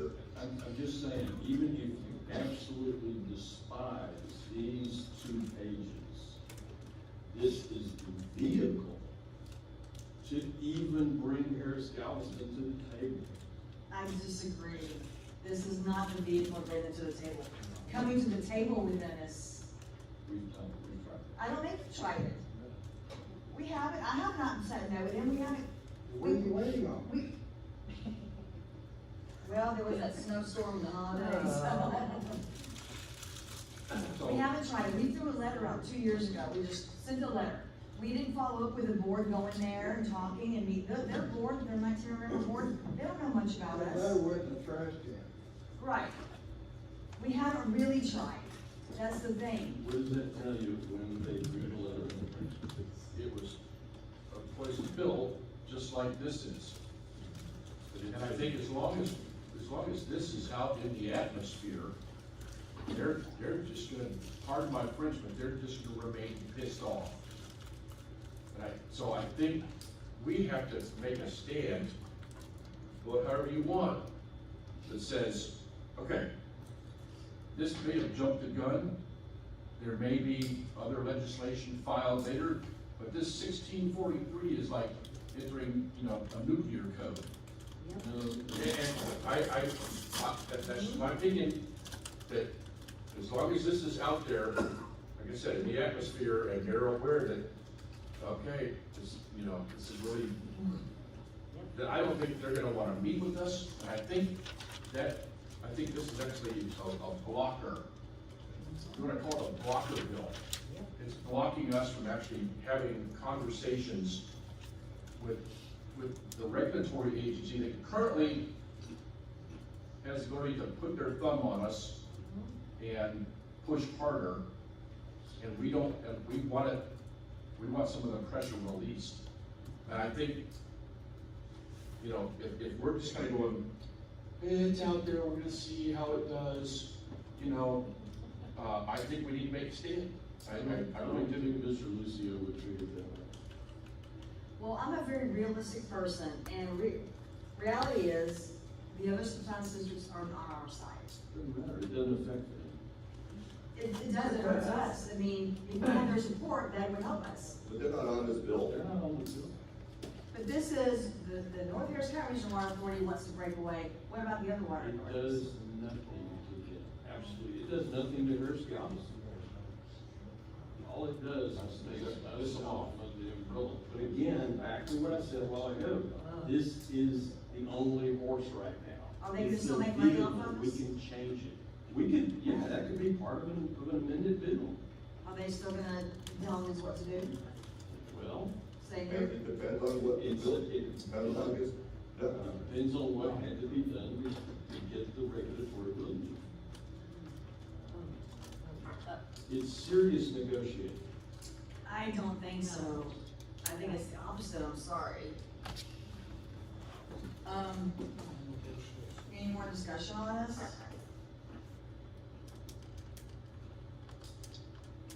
Well, do y'all wanna vote to support it or oppose it? The motion would be to have Mr. Lucio find out what amendments would make this more powerful and improve the chances of passing this to the advantage of our rate. No. Quiet in the audience. I mean, that's how you can get a better bill. That's why we don't have, other bills that have been going on for 10, 20 years now, so they haven't quite hit the right mix yet. Okay, what is your motion?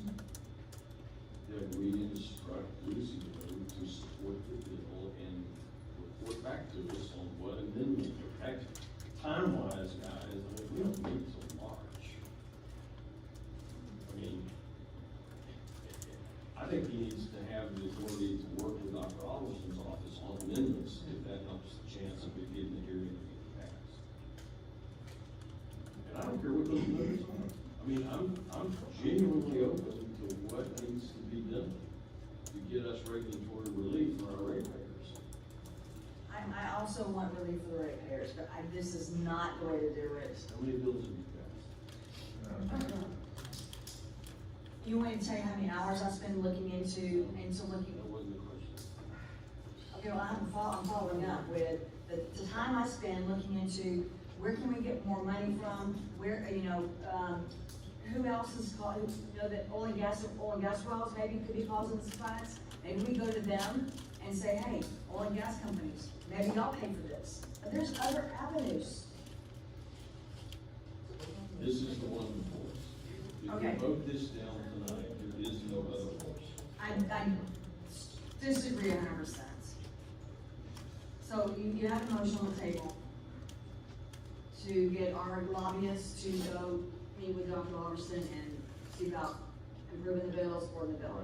All right. Yeah, improving the bill and promoting it, yeah. Okay, you heard the motion.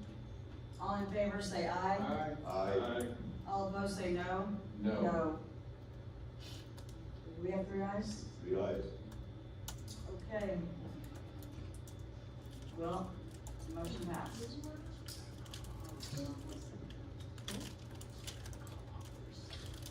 Okay. Next up is agenda item 16, board discussion, potential future agenda items. I actually walked away from the, conference with an idea for our board to have a workshop, since we've kind of been, not wanting to do a team building or anything related to that. It was suggested to me by an attorney friend, that we have a workshop after our meeting. So since we're maybe having a workshop now for the mud directors at our next meeting, that may not be time, but maybe the meeting after that, we hold a workshop after our meeting. This is just a suggestion. It's not recorded, so if the public, like, you can decide it's not recorded, it's not gonna be recorded, not to be, listened online, no listen online. But Okay, they that's can, fine. the public can be here. But it would be a board workshop as a suggestion after maybe 2 meetings from now. So I want y'all to think about it. It's a chance for us to collaborate and with maybe very few people here in the audience. And they can be more open with each other and resolve things What are we going to discuss? on personalities, getting along, our goals, the goals of a board. You gonna go home with me? I like your jokes. I appreciate it. You bring laughter to this group. No, but, I was asked, what's our goals for the board? Do we have goals? So I think there's things to get You're to. gonna make up the agenda for the workshop. Okay. Anyway, that's just a suggestion. That's all I have as far as the future agenda item. Does anyone have anything? All right. The next regular meeting is gonna be March 3rd, 2025. And if there's no other business, we are gonna be adjourning. It's 9:23. Right? 9:23. We're adjourned.